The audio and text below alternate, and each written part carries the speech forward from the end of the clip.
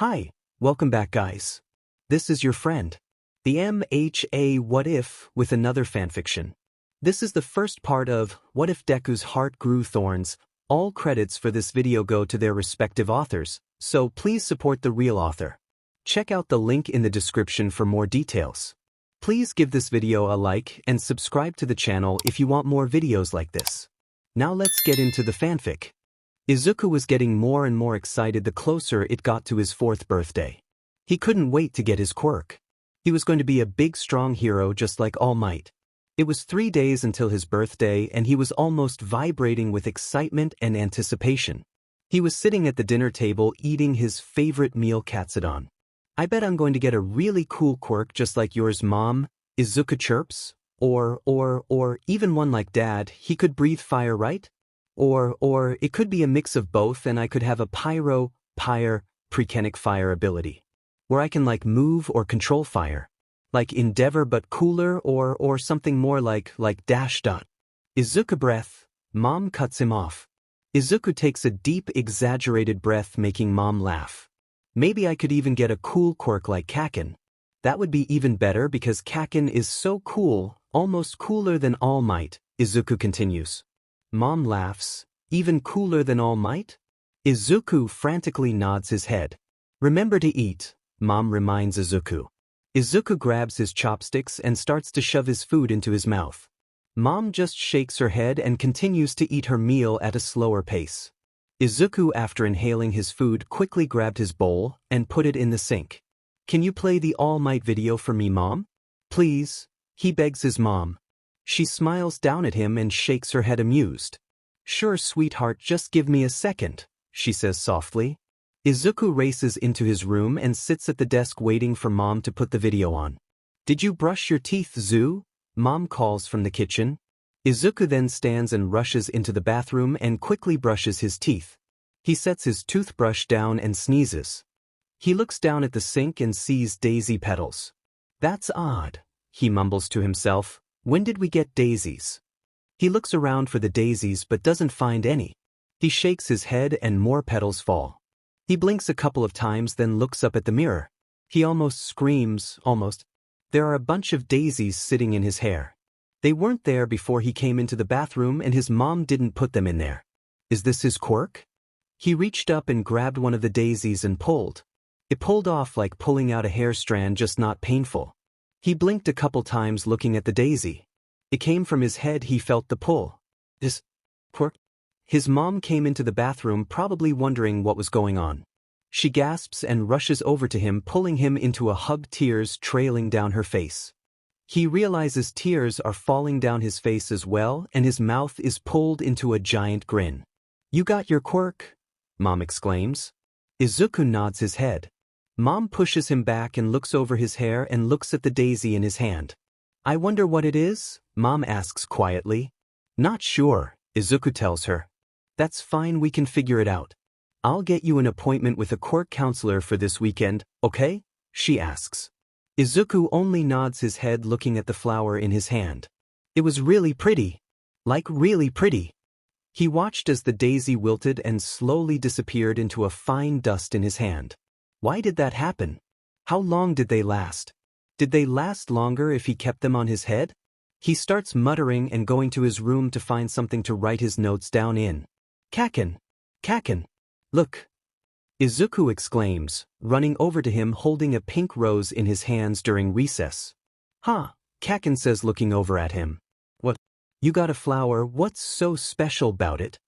Kacchan snaps, glaring at the flower.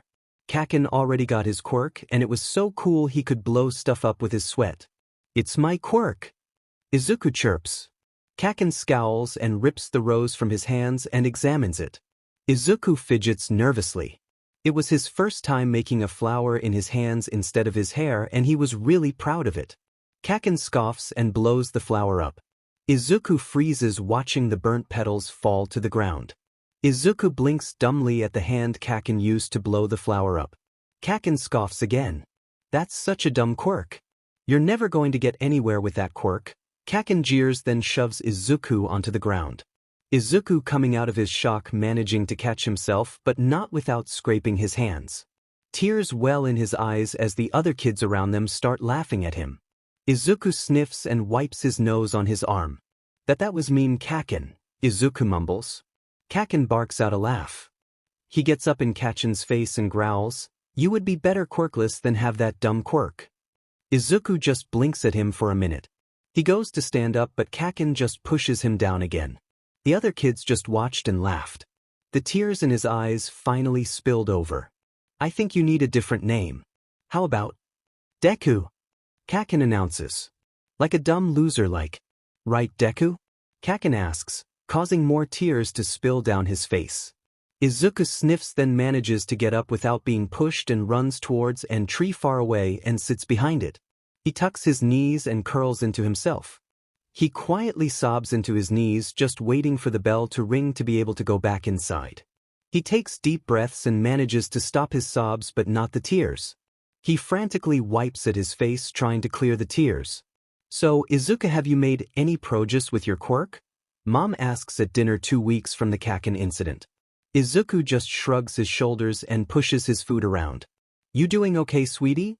Mom prods, voice laced with concern. "Yeah," Izuku sighs. "You sure?" Mom asks. Izuku nods his head. She sighs and starts to eat again. Kacchan and his friends had gotten worse, and it didn't help that he couldn't really control his quirk. If he gets flustered in class, peonies show up in his hair, or if he gets anxious, red columbine will bloom from his head. Everyone always laughs at him when that happens, either causing the flower to wilt or to bloom larger.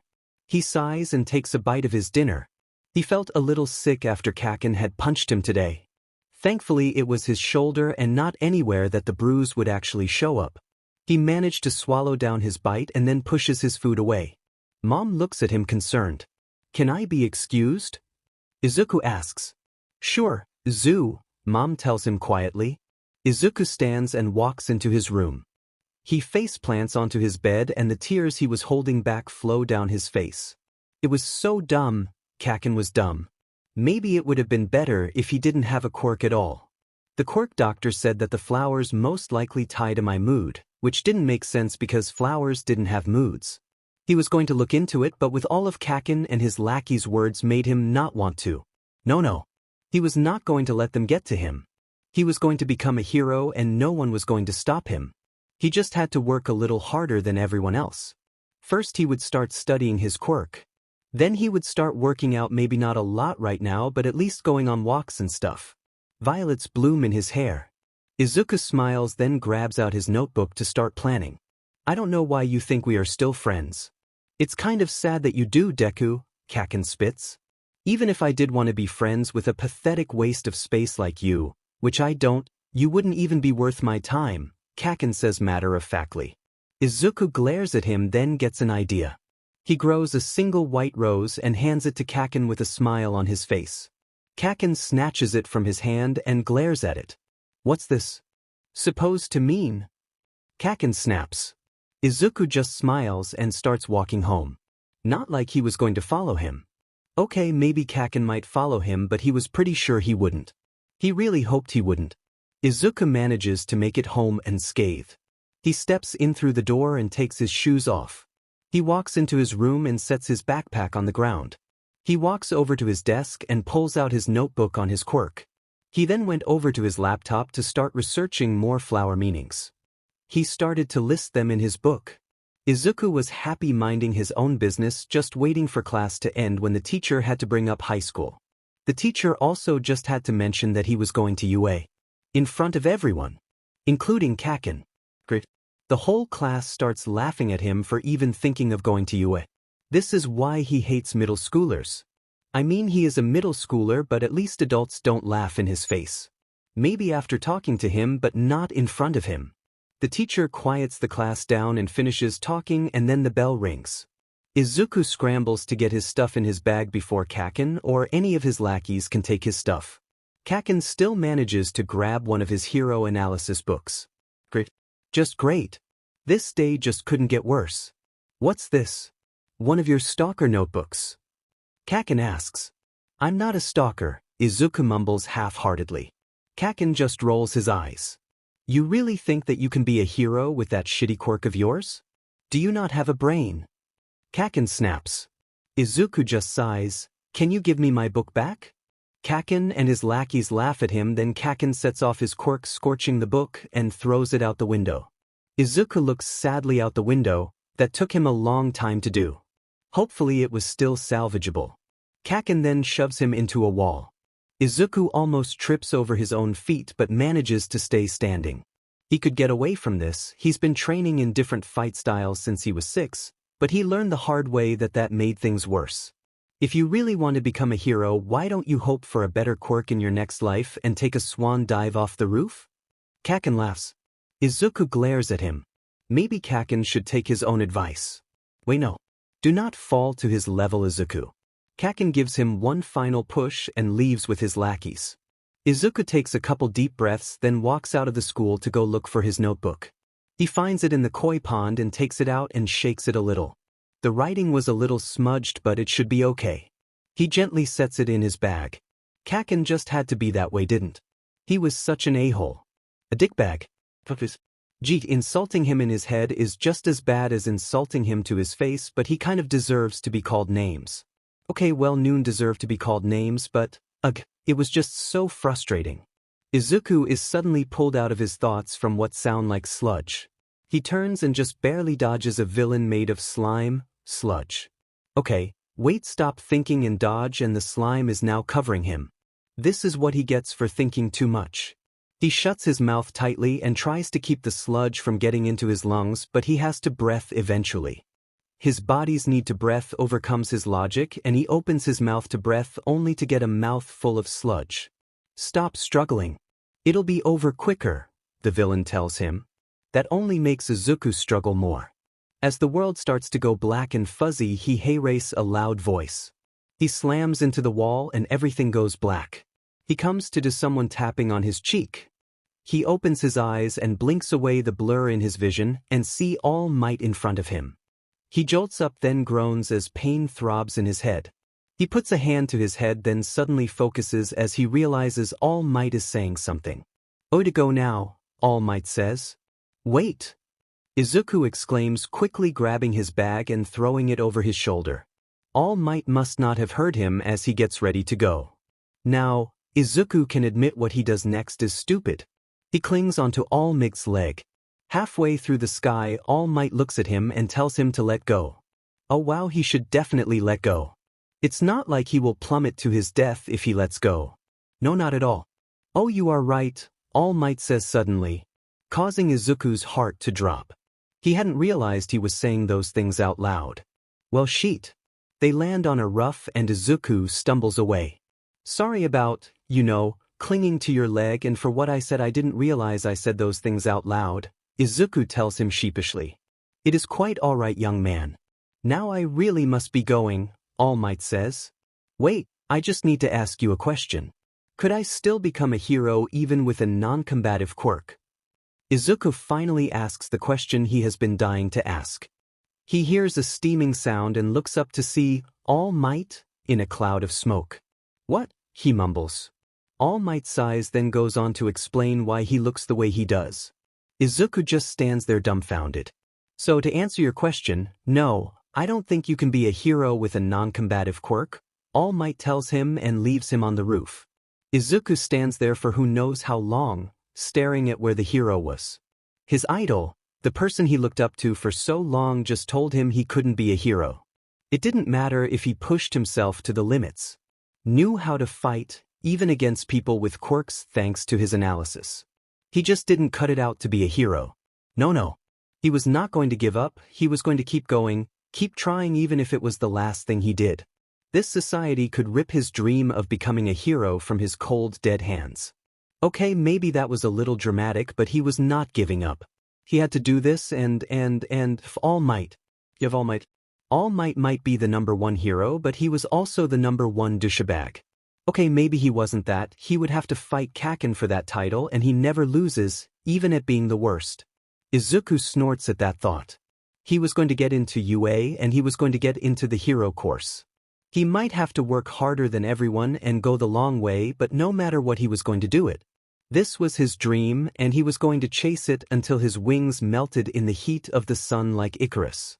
Unlike Icarus, though, he was going to pick his butt back up and make a brand new pair of wings and soar. He's already been burned before, what's a couple more times? Izuku looks back at the spot on the roof and turns his back on it and takes the stairs and walks towards his future. On his walk home there wasn't any villain activity, which seemed a little odd. Well, maybe with All Might in the area the villains were too scared to come out. Izuku makes it home and slides his shoes off. "I'm home, Mom," he calls. "Welcome home, Izu. What took you so long and why are you covered in stains?" Mom asks. "Well, a villain attacked me, but I'm totally fine," he says quickly. "I also met All Might," Izuku adds on bitterly. "Oh, I'm so happy for you?" Mom asks, confused as to why Izuku seemed so upset about meeting his idol. "Turns out All Might SCKs. Never meet your heroes, right?" Izuku sighs. He walks into his room and drops his bag off. He grabs his comfort sweatshirt, a pair of pajama briefs, and a change of boxers. He grabs his towel on the way out of his room and walks into the bathroom. He turns on the bath and gets into the shower. He scrubs his skin raw to get rid of the feeling of slime on his skin. He barely realizes that the bath is almost full. He turns it off, then decides he should probably stop scrubbing his skin. He quickly washes his hair and rinses off. He slides into the bath and lets everything that happened to him disappear. After relaxing a little bit, he realizes he feels exhausted. Today was very eventful. Maybe he could take school off tomorrow. Yeah, that sounded really nice. Then he could also redecorate his room. Maybe go get another plant. He would certainly have more space for plants after what he planned to do. He takes a deep breath and sinks a little deeper into the bath. He lets all the tension in his muscles go away. That was tomorrow. He was here right now. He didn't have to think about the future for a little bit. Just for tonight. Just stay in the present. Don't think a million years ahead.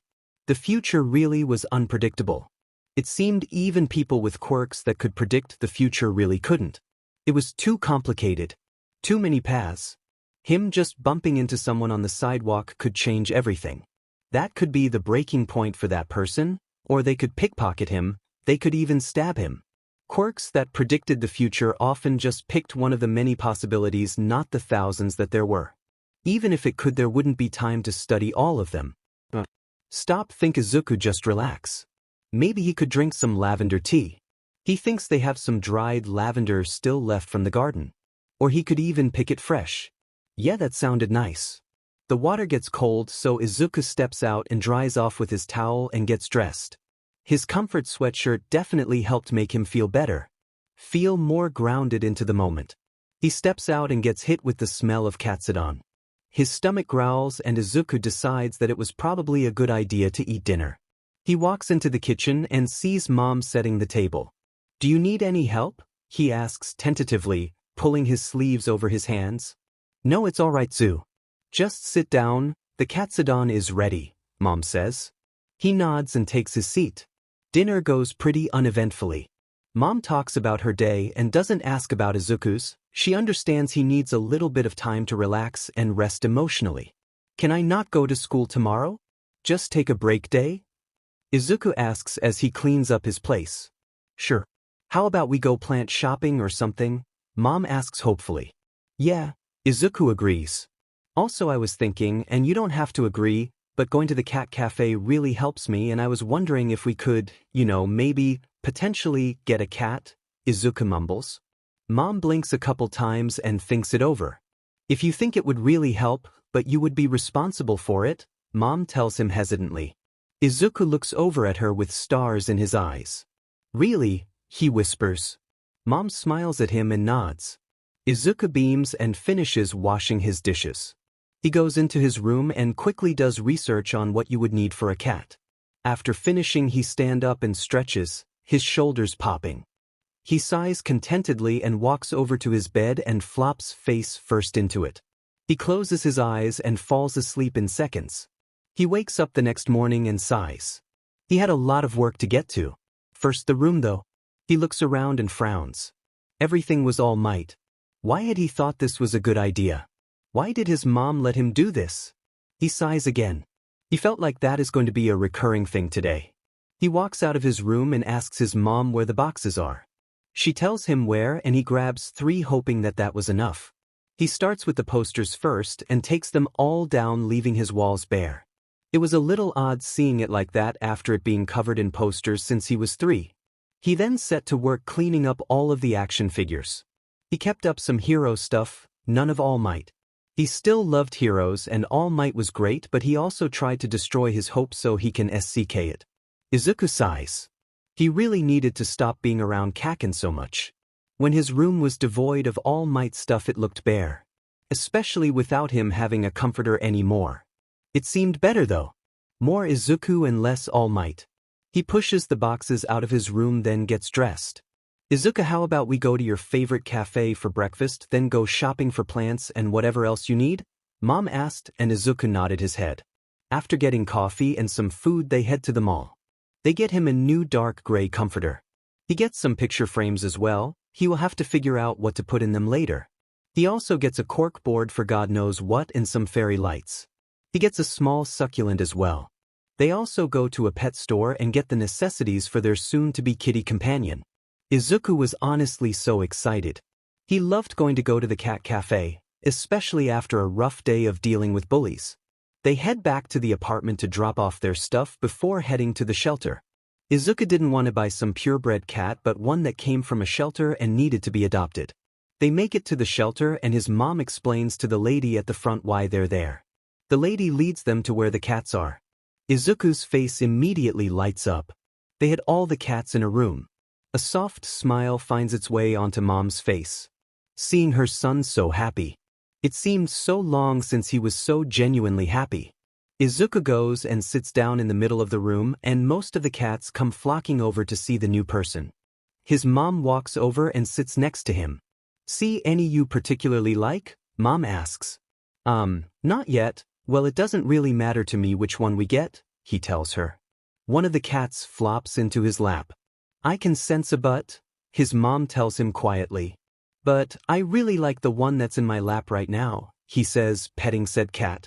His mom smiles and nods her head. She gets up and talks to the lady waiting at the door. They go to the front and leave Izuku with the cats. The cat in his lap looks up at him and, Izuku smiles and scratches behind their ear. Immediately purrs hit his ears and he smiles even wider. Mom comes back with a carrier and they get the cat into the carrier. They leave and head home. Izuku was so excited to have a cat. He did understand though that it would take a little bit for the cat to get used to their house. They make it inside and set the cat down. Izuku opens the carrier doors to let the cat out. Do you have a name yet? Mom asks him. Yeah, I was thinking Buttons, Izuku says. I like that, Mom says. Izuku walks into his room and gets to work redecorating his room. He also moves his plants onto the empty shelves and shifted the little garden by his window into the bigger space. He sets his new succulent onto his desk. He startles when something rubs against his leg. He looks down and sees Buttons staring up at him. He sighs and picks him up. Hey Buttons, he murmurs softly into his fur. He pets Buttons in his arm, then gently sets Buttons back down to continue wandering. Izuku should get some catnip or something for his garden. That would be something nice to do. Izuku walks out of his room and sees that Mom set the stuff up for the cat. A smile graces his face and he walks into the kitchen and puts on a kettle to make some tea. What kind are you making? Mom asks. Lavender, Izuku tells her. Make me a cup? She asks. Izuku nods his head. He opens the cupboard and pulls out 2 of the homemade bags of lavender tea. He also grabs 2 cups. He waits for the water to boil, then pours it into the cups. He drops the tea bags in and stirs both of them. He hands a cup to his mom, then walks into his room and sits on his bed. He grabs the manga he was reading earlier and starts to read again. Buttons comes back in and jumps up onto the bed and flops next to him. He was going to be okay. Tomorrow was probably going to be rough though. Kacchan and his group would probably do more to make up for the lost time. Izuku finishes his tea and decides to go for a walk. He tells his mom, then heads out. He puts his earbuds in and heads down his street. He takes a deep breath and lets it out. He walks down past the beach. It's been turned into a dumping site and didn't look very pretty. He could clean it up. He could add that to his training regime. It would also be something nice to do for the community.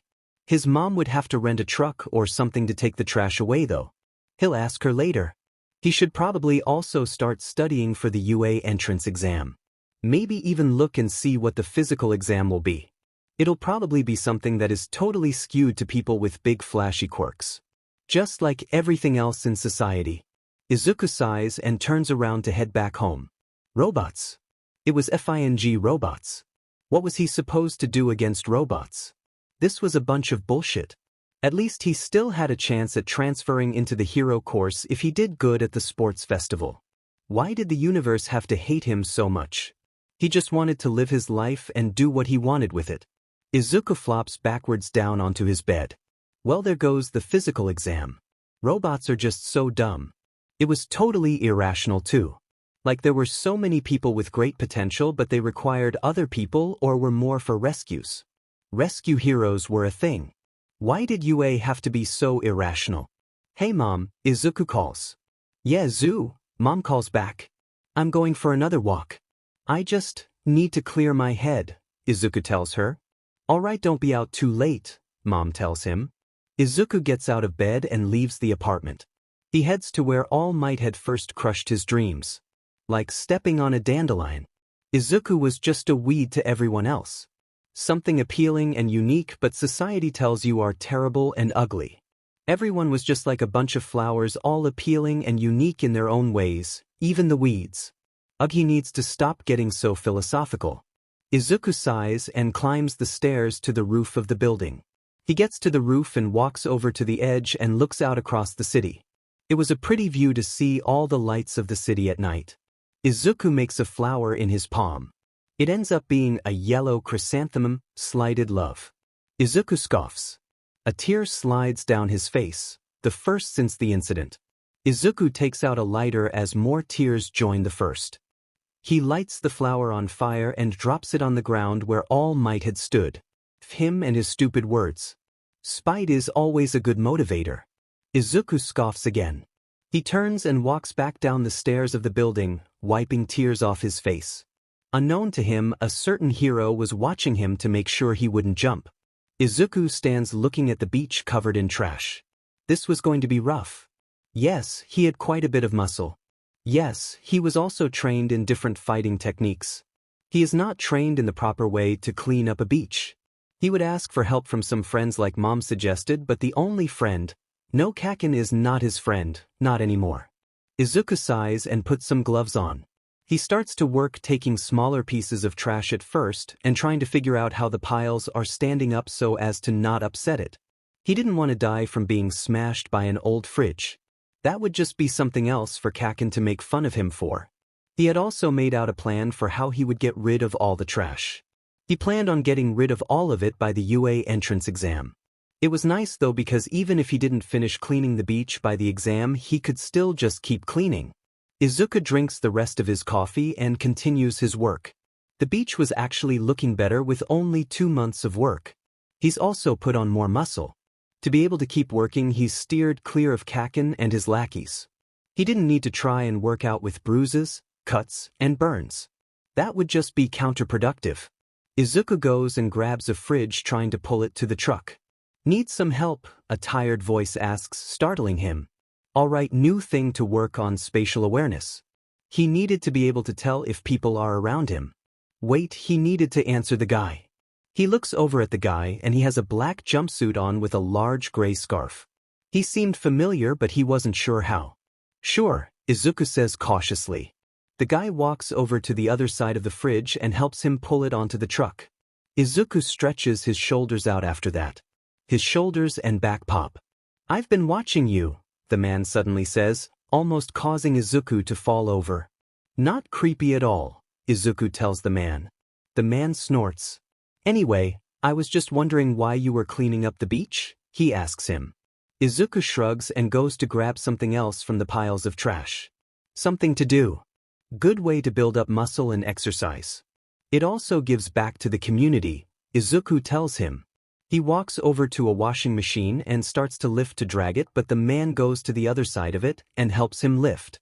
Are you just working out to work out or do you have a more specific reason? The man questions. What is this, an interrogation? You want to know my whole life story now? I don't even know your name, Izuku responds. Aizawa, and I'm just curious. I've not been following you, I would just stop by every now and then and saw you cleaning the beach, Aizawa says. Right? Izuku says dryly. They slide the washing machine onto the truck. The beach was about 2/10 cleaned up, which was his goal. If he cleaned 1/10 of the beach a month, he would get it done by the entrance exam without overexerting himself. I'm working out because I want to become a hero, Izuku replies to the man's earlier question. Oh really? Why do you want to become a hero? Aizawa asks.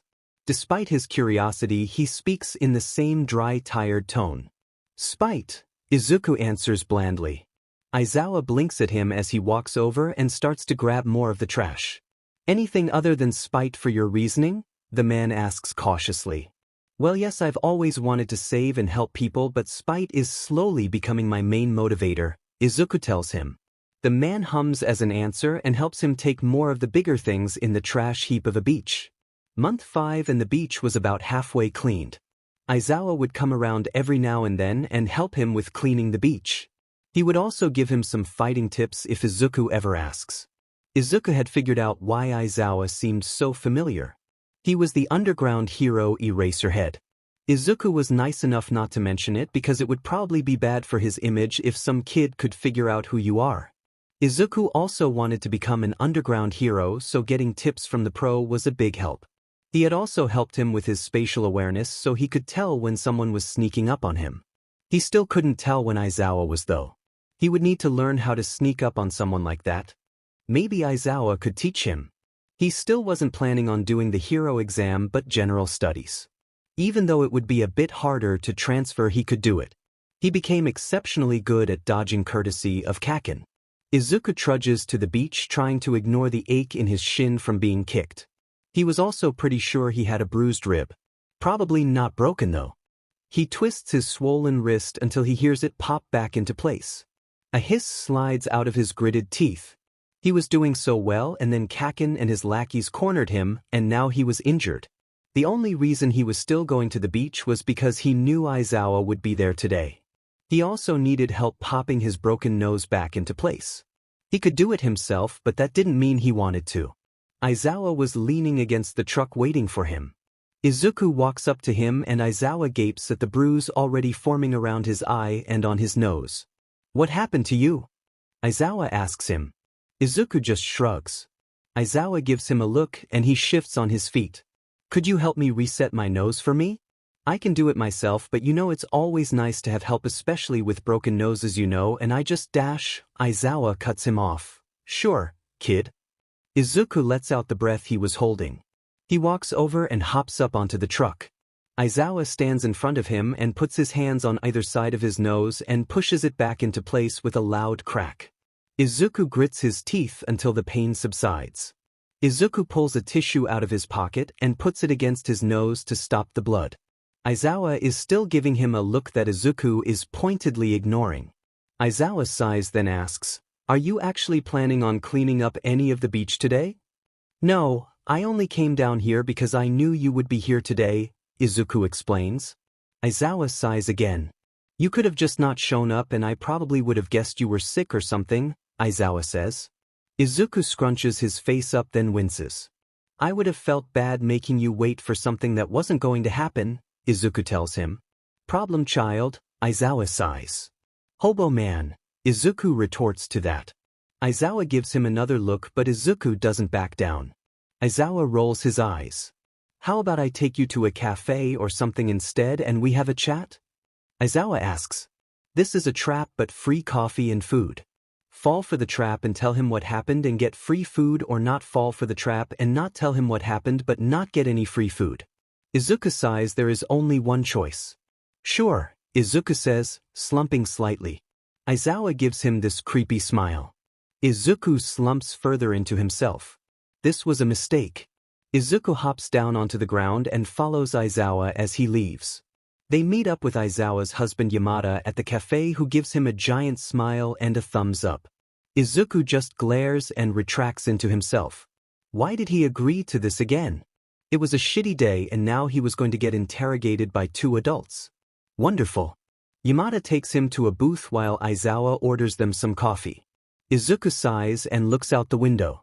He has caused his own death. This is how he dies.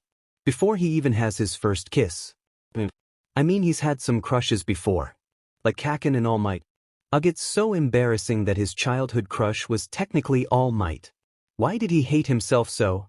I mean, I guess Midnight was also on that list. Why was he such a disaster bisexual? Aizawa slides into the booth across from him while Yamada was sitting next to him. Yep, definitely trapped. Truly he should have thought this through, but the free food will be worth it. So do you want to explain what happened? Aizawa asks him. Not really, but I am getting the sense that I have to, Izuku says, then takes a sip of his coffee. Izuku sighs deeply and shifts slightly when he upsets his ribs.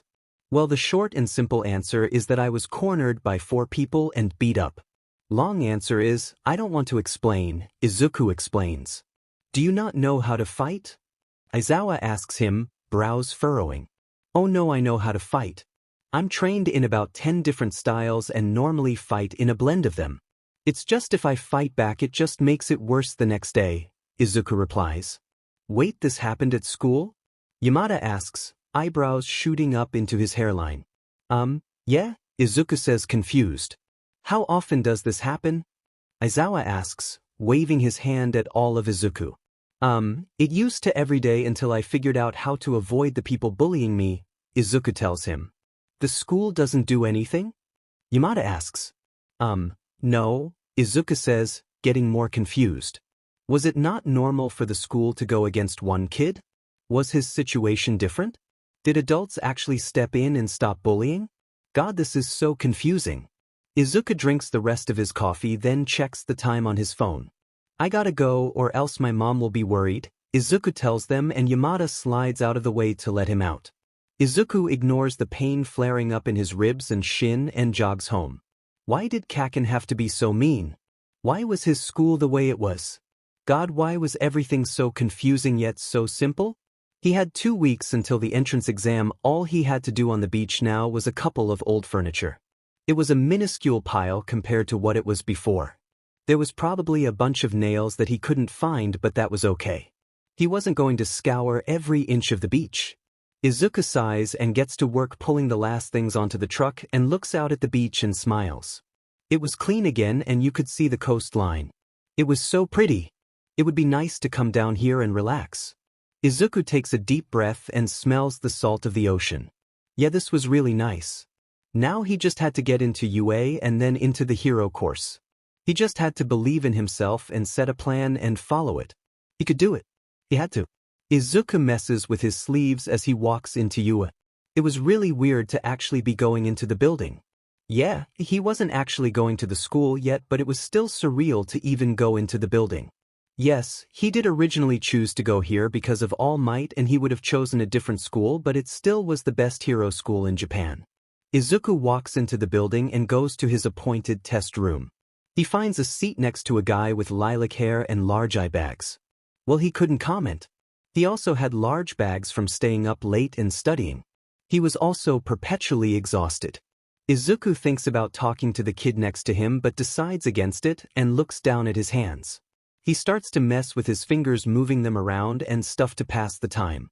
The guy sitting next to him sighs and finally talks. Shinso Hitoshi, he says dryly, holding his hand out.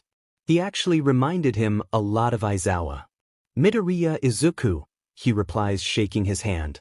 As the last people finally file in, Midnight and Aizawa walk in to start their exams. When Izuku sees Aizawa, he gives him a large smile. Aizawa sees him and shoots him a quick small smile back. Then begins to explain how the exam will go while Midnight passes out the test. Izuku grabs out his pencil and gets ready to start the test. He was confident in his abilities to be able to pass the test. He was a little nervous, but he knew he could do it. He had to, and because he had to, that meant that he could.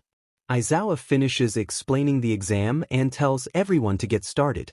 Izuku takes a deep breath and does some things to ease his anxiety. He then gets started on the test. The questions were hard, but he had taken a 2-week break from his heavy workout to study. He still worked out, just did some lighter, easier, less time-consuming workouts. Midnight and Aizawa collect the tests and tell everyone that if they don't have the physical exam they can go home. Izuku stands and pops his shoulders. Shinso also stands next to him. Are you doing the physical? Izuku asks him. He nods. I'm not, but that's because it's skewed totally towards combative flashy quirks, but I hope you do well, Izuku tells him, then grabs his bag and starts to leave. Shinso grabs his wrist and Izuku tenses up immediately. Izuku turns around to look at him. What do you mean skewed towards flashy quirks? Shinso asks and Izuku relaxes. Well, you have to fight robots, so if you don't have something that is flashy, physical, or combative you probably won't be about to do anything or do well, Izuku explains. Shinso seems to think this over, then finally lets go of Izuku's wrist. Izuku pulls his wrist close to himself and rubs it slightly as he walks. He hated when other people touched him. Every time someone touched him it made him feel all itchy and uncomfortable. He was fine with his mother touching him, but other people, especially suddenly, made him very uncomfortable and scared. Honestly, he was very confused about a lot of things in his life, so this was just another thing to add to his confused list. Izuku walks out the gates and takes a few deep breaths to calm his frantic heart. He finished the test. Why was he so nervous now? The test was over. There was nothing to worry about anymore. He was confident in his abilities and knew he did well on the test. Izuku takes a deep breath, then blinks, and he's in his room. When did he make it home? Izuku blinks a couple times, then looks at the time. It was 30 minutes after the test had ended. He must have disassociated really bad that time. He's disassociated before, but never to the point that he doesn't remember things. Izuku walks out of his room to get some tea. Mom looks up at him when he opens his door. Hey Izuku, how are you feeling? Mom asks. Fine. A little fuzzy, Izuku tells her. She smiles at him, then stands and walks over to the kitchen. Izuku follows her. Mom hands Izuku a mug of hot chocolate. Izuku raises an eyebrow but takes the mug. You were looking really out of it when you got home, Mom explains. I probably did. I mean, I don't even remember walking home, so, Izuku tells her. Mom hums and looks away, thinking for a little bit. Should we go to the doctor and see if we should up your anxiety meds? She asks him. Izuku takes a sip of the hot chocolate. Probably. I did start freaking out a little bit after the test. I'm not sure if it was the test or being touched by someone, Izuku explains. Do you want to try therapy as well? Mom asks cautiously. Izuku thinks it over. I probably should, especially since if I get into UA classes and studies are going to be harder and more stressful, Izuku says slowly. Let's look for some options then, okay? Mom says. Izuku nods and takes another drink. Buttons comes up and rubs against his ankles, flopping onto his feet. Izuku smiles and picks up Buttons with one hand, holding the mug in the other. He walks back into his room and sets Buttons down on his bed. Izuku sits down as well and smashes himself in the corner of his bed against his headboard and the wall. Buttons comes up and flops onto his lap and licks Izuku's hand. Izuku pets Buttons and lets the tension seep from his shoulders. He closes his eyes and focuses only on the cat he's petting and the heat of the mug in his hands. He takes another deep breath. He opens eyes and grabs the manga he was reading and opens to the page he left off on. Izuku leaves the building after his first therapy session with his mom. So how was it? Mom asks after a while of them walking to the train station. It was fine, Izuku tells her. He did think it was going to help though. To be able to talk to someone about everything that's happened to him. The bullying and everything else. He was also on a higher dosage of anxiety medication and that was also helping him. He also liked the therapist he had. She was super nice and didn't pressure him into talking about his issues right away. They basically just did get to know you, things like answering a bunch of random questions. Izuku was also supposed to get the letter from UA today. He was pretty sure he got in, but he also wasn't sure. He could have made 100 different small mistakes. He probably misspelled something and got docked a bunch of points. He probably also missed at least 10 problems. Izuku feels like his blood has frozen and takes deep breaths and starts looking at his surroundings. He names the things that are around him. Like other people. That person with a bright red jacket. The trees. That cloud that looks like a cat. The smell of coffee from the coffee shop they pass. The sound of people talking. Izuku takes another deep breath as they make it to the train station. Maybe he actually just needed different medication, not more of what he had. They will just have to see how this does, then decide from there. Mom hands Izuku a letter from UA at around 4 p.m. Izuku walks into his room to open it by himself. Buttons sneaks his way in right before Izuku closes the door, though. Izuku grabs the knife off of his desk and sits down. Buttons hops up onto his lap. Izuku scratches behind his ear, causing him to purr loudly. Izuku uses the knife to open the letter and jumps when a metal disc falls out. A hologram pops out of the disc and All Might shows up on it. Izuku blinks a couple of times, looking at the man who basically crushed his dreams into oblivion. What was he doing on screen? The hologram starts and All Might explains that he will be a teacher at UA for the Hero Course students. He also explains that Izuku did really well and would be attending UA. Oh no. There is no FING way. All Might was going to be teaching at UA. The Hero Course. The course he wanted to get into. That All Might would teach him when he got into the Hero Course. Oh my god, no. That would be the literal worst. Wait, but if he was going to be teaching at UA, in the Hero Course. Izuku could rub it in his dumb face that he actually was going to be a hero. Huh, that would be FNG hilarious. Okay, Izuku could look forward to this. Izuku picks up Buttons as he stands up to go tell his mom that he got in. Izuku opens the door and sees his mom standing outside of it waiting. Mom sees the smile on his face and smashes him in a hug. Also smashing Buttons, who squirms slightly but ultimately accepts his fate.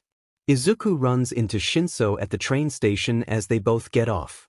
Shinso stares at him for a second, then sighs and starts walking towards the school.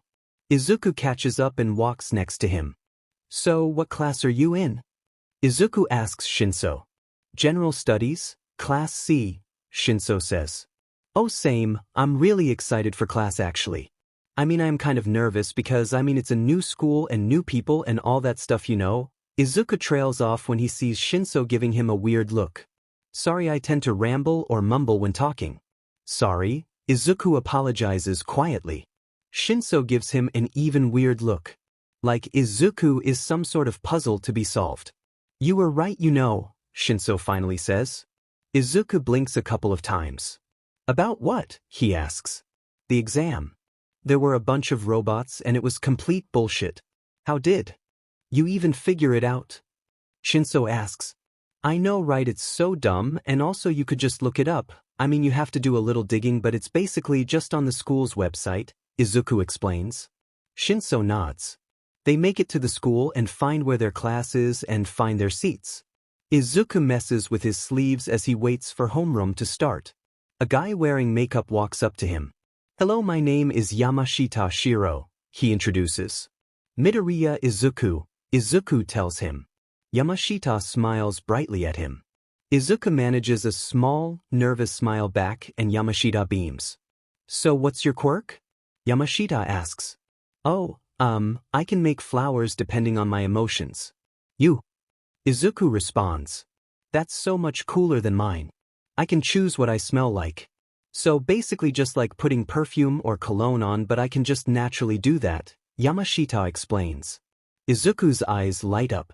That's seriously so cool though. Can you mix different smells?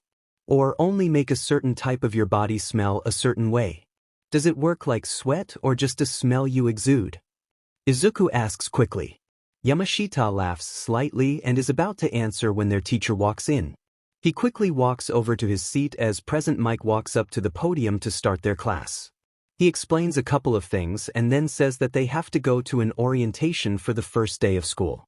Izuku always hated orientation. It takes so long and is always boring. It almost has no purpose. Present Mike tells them to grab their stuff and line up in any order they would like. Izuku goes for the back, as does Shinso. Once in line, they walk to an outside stage and sit down. Izuku sighs as the principal starts talking. Would he get in trouble for taking a nap right now? That would be nice. I'm pretty sure they don't want us sleeping, Shinso tells Izuku. Izuku jumps, not realizing he had said that out loud. A blush forms on his face and he already knows that there are peonies in his hair. Shinso looks at the flowers in his hair and Izuku's blush deepens. probably causing more flowers to grow. Is this your quirk? Shinso asks, taking a flower out of his hair. No, it's just the wind magically landed flowers in my hair without you noticing. Shinso hides his laugh with a cough and Izuku realizes he said that out loud too. Ugh, I really need to fix my mumbling problem. Izuku groans into his hands quietly. I think you're probably fine. I mean, you say some pretty funny things sometimes, Shinso whispers to him, a smirk on his face. Izuku glares at him through his hands. Shinso's smirk just grows. Izuku rolls his eyes at him and shoves him lightly, causing Shinso to snort and Izuku to try and suppress a giggle. Present Mike sends them a look and they both shut up, sending each other side glances. Izuku covers his mouth with his hand, trying not to burst out laughing. They both have to take deep breaths to get them to settle down. How much do you think Presentation Michael doesn't like us? Izuku asks Shinso, causing him to snort again. Presentation Michael? He laughs quietly. Izuku smirks and nods his head towards Present Mike, causing Shinso to go into another laughing fit, Izuku as well. The rest of the long speech, also known as orientation, goes similarly, with Shinso and Izuku throwing jokes at each other. It finally ends and they are shown to the lunchroom. Izuku wondered what Class 1A was up to since they weren't at orientation. It was probably better than the orientation though. Anything would have been better than orientation. Izuku and Shinso both get their lunch, then sit next to each other at the lunch table farthest in the corner away from the main group of people. They both start eating and talking about whatever comes up. A guy with dark blue hair and a cute girl with a brown bob walk over to their table. Hey, could we sit over here? All the other tables are taken, the girl asks. Izuku just shrugs and looks over at Shinso. Sure, Shinso says. I'm Uraraka Ochako, the girl says, sitting down. Ida Tenya, the guy says, also sitting down. What class are you guys in? We are both in the hero course, Uraraka asks. We're in general studies. What did you guys do today? Izuku asks. Oh, we did a quirk assessment test and 2 people got expelled, Ida says. 2 people got expelled, why? Shinso asks back to his tired tone. This one kid Mineta came in last and then this other guy Muto got expelled because he wasn't giving it his all and not putting enough effort into the test, Uraraka explains. Izuku nods his head. What did you guys do? Ida asks. Izuku sighs deeply. Shinso snorts and says, I think that explains exactly what we did. Izuku also snorts at that. I'm sure orientation was quite informational and fun, Ida says, chopping his arm. Izuku looks at him puzzled. Why would you think that is fun? We sat there and listened to Niza drone on about tables, Izuku says blandly, causing Shinso to snort and hold in a laugh. That sounds like a great time, Ida says, staying with his opinion. Izuku goes home that day with a smile on his face. 3 days later, Izuku and Shinso are walking to school when they see the gates surrounded by reporters. Izuku sighs and hunches over slightly. Don't like crowds? Shinso asks him. No. I never really have. I don't like people touching me unexpectedly or really at all. I also don't like the feeling of being trapped, Izuku explains. Izuku pulls his sleeves down and hunches into himself and continues to walk forward. Shinso reaches for his shoulder but stops himself. Izuku notices this and stops and looks at him. Are you sure you'll be okay going through the crowd? Shinso asks. Izuku bites his lip and looks at the crowd, then back to Shinso. He could already feel the panic sinking its claws into him just thinking about walking through the crowd. Izuku shakes his head and Shinso nods, thinking. Ida runs up to them suddenly.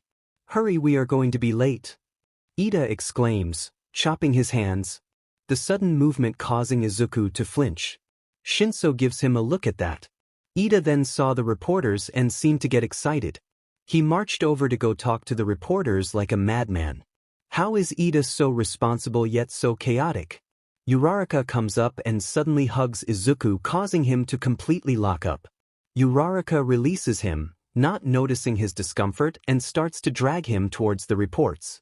Izuku can only focus on the point of contact between him and Uraraka on his wrist. Shinso, his savior, walks up and says that him and Izuku needed to talk about something before going into the school. Uraraka nods and releases Izuku's wrist from her grasp. Izuku basically sags after she lets go, sinking onto the ground. He sits crisscrossed and puts his head in his hands and takes deep breaths. He rubs his wrist to get rid of the tingly feeling of it. It causes him to shiver. He goes through the breathing exercises that his therapist taught him to stop his impending panic attack. He closes his eyes and puts his head back into his hands. Tears had already sprung to his eyes and slid down his face. Izuku scrubs at his face to get rid of the tears. He then takes a deep breath and bundles all of his emotion and panic into a tight ball and shoves them down. He could deal with them after school. Not now. Izuku stands up and rubs his eyes to get rid of the tears the rest of the way. You good? Shinso asks him after he stands. No, but I'm going to pretend I am and ignore the panic until I get home and can panic then, Izuku tells him honestly. I'm sure if you ever need to leave the classroom the teachers wouldn't care, Shinso says. Izuku just nods his head. Aizawa comes out and manages to get the reporter's attention and Izuku and Shinso sneak by. Uraraka sees them and comes up to them. Shinso makes sure to put himself in between Izuku and Uraraka. That was crazy, Uraraka says. We managed to get around them. What were they asking about? Shinso asks. Just about All Might and such, how he is as a teacher, Uraraka explains. Izuku tenses up at the mention of All Might. Today was just trying to break him. He was 60% sure he could not have a panic attack until he got home. It was getting closer to 50-50 though. He already knew that if he somehow ran into All Might he was doomed. He didn't think All Might was in today but still. You never knew what could happen. Izuku tunes back into his surroundings and he's walking into his classroom. Izuku sits down at his desk. Hey Midoriya, how are you today? Yamashita asks. Izuku quickly throws on a mask of how he usually is. Hey Yamashita, I'm doing alright, how about you? Izuku replies cheerfully. I'm doing great, thank you for asking, Yamashita says. Present Mike comes in and starts the lesson. Izuku was really ready for lunch. He was exhausted physically, mentally, and emotionally. Lunch wouldn't be so bad because it was normally just him and Shinso, sometimes Uraraka and Ida. His plan was just to take a nap during lunch and eat a small snack. He wasn't sure if he would be able to stomach anything though. Izuku sits down at their usual table and lays his head down on the table. The cool table helps with his headache. Izuku closes his eyes when he sees Shinso slide into the table next to him. Are you doing all right, Midoriya? Ida exclaims in his usual tone, causing Izuku to jump. Izuku sighs, yeah, just a headache. Eating would probably help. Also, I hope you don't mind, but we brought a friend with us, Uraraka says, plopping down. Izuku just shrugs. It's fine, Shinso says for him. Cool, I'm Kirishima, the new guy says brightly. Izuku just closes his eyes again and takes a deep breath. Oh hey, there's Bakugo, Kirishima says. Izuku immediately looks up and around for said person and finds him standing a little ways away. Kirishima goes to wave him down, but Izuku violently shakes his head. Kacchan seeing him here would result in his death. Izuku rather liked his life. Red columbine blooms down his arms. Kirishima gives him a weird look, but he stops trying to wave Kacchan down, causing Izuku to sag in relief. Izuku plops his head down on the table and lets out a deep breath. His hands shake on his legs. He grips his hands into fists. He now had an about 30% chance of making it home before he had a panic attack.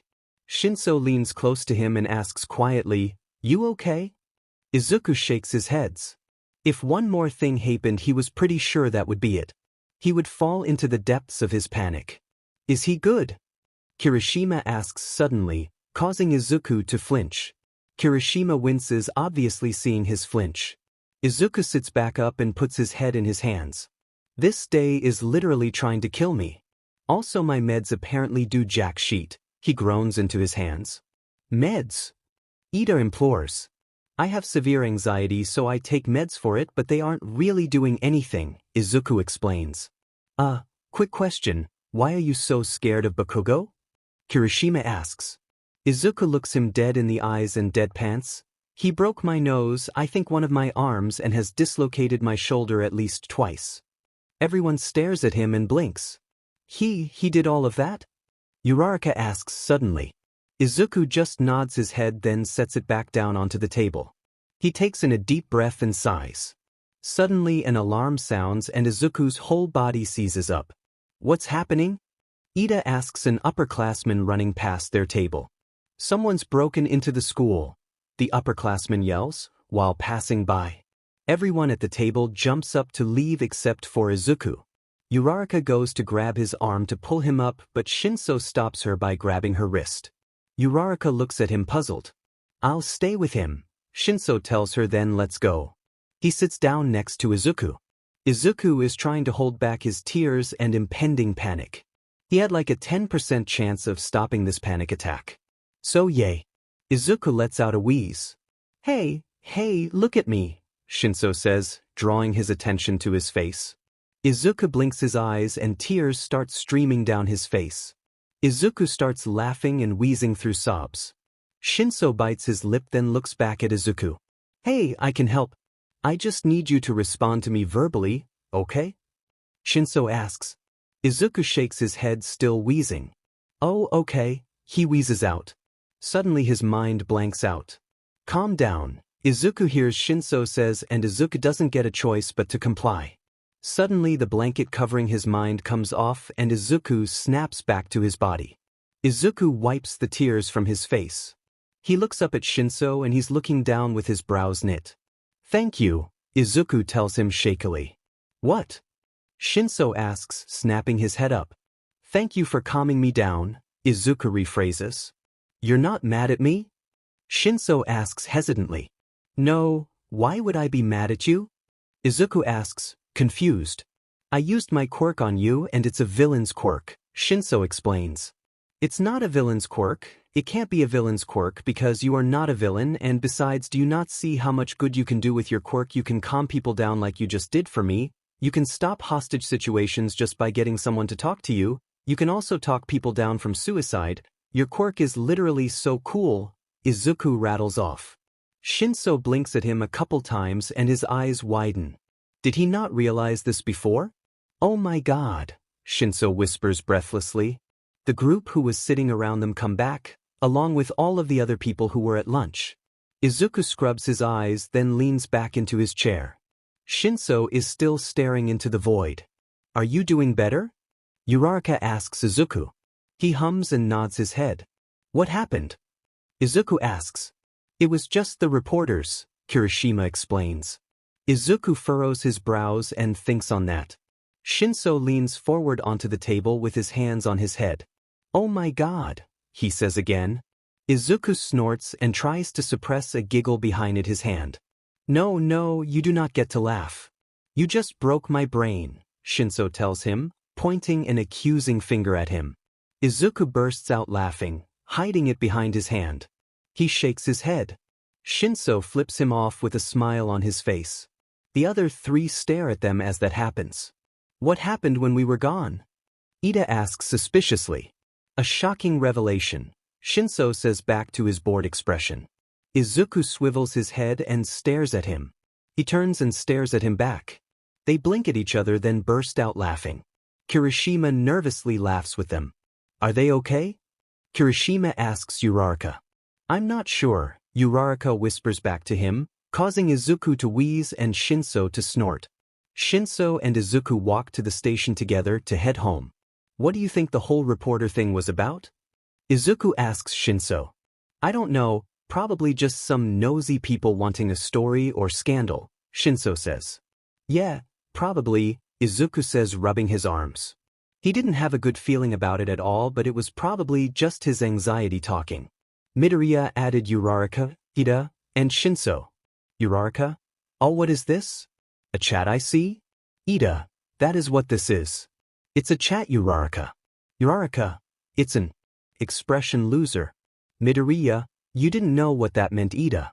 Ida, as UA students we should be typing with correct grammar, spelling and punctuation. Shinso, Ida is such a loser. Also Midoriya, did you do the English assignment yet? Midoriya, yeah, why? Shinso, I need some answers, gimme. Midoriya, do it yourself, loser. Ida, yes, Shinso, you should not be copying anyone's work. Uraraka, Psst Midoriya, can you give me so answers? Midoriya, no, why is everyone asking me for answers on English? Uraraka, Shinso told us you were fluent, so answers. Midoriya, Shinso. Shinso, my cat is smoking, gotta go. Shinso left the chat. Midoriya, Uraraka. Uraraka, I think I heard something break, so I'm just gonna go. Uraraka left the chat. Midoriya changed Shinso's name to traitor. Midoriya changed Uraraka's name to loser. Ida, Midoriya, do not call our friends such rude names. Midoriya, sorry Ida, my mom just called me for something, gotta go. Izuku closed the chat with a smile on his face. He loved his friends. It was nice to have some true friends. Oak leave geraniums bloom in his hair. He really hoped nothing would happen to his friends. Chat with Midoriya, Ida, traitor, and loser. 7:35. Loser, wait, what happened to the names? Ida, Midoriya changed them when you and Shinso left. Traitor, wow, Midoriya didn't take you as the petty type. Midoriya, one of my whole reasons for wanting to be a hero is spite, don't test me. Ida, Midoriya, that is a very bad motivator for wanting to be a hero. Traitor, actually spite is a good motivator as long as you don't let it consume you. Midoriya, yeah, besides spite isn't my only reason, it is a great motivator for me to go and do stuff and keep moving forward and not spot trying to work towards my goal, but the absolute main reason for become a hero is to help and save people. That's all I've ever wanted to do. It's been my dream since I was 4. Loser, now I feel like my reason for wanting to be a hero is bad after hearing that. Traitor, yes, same.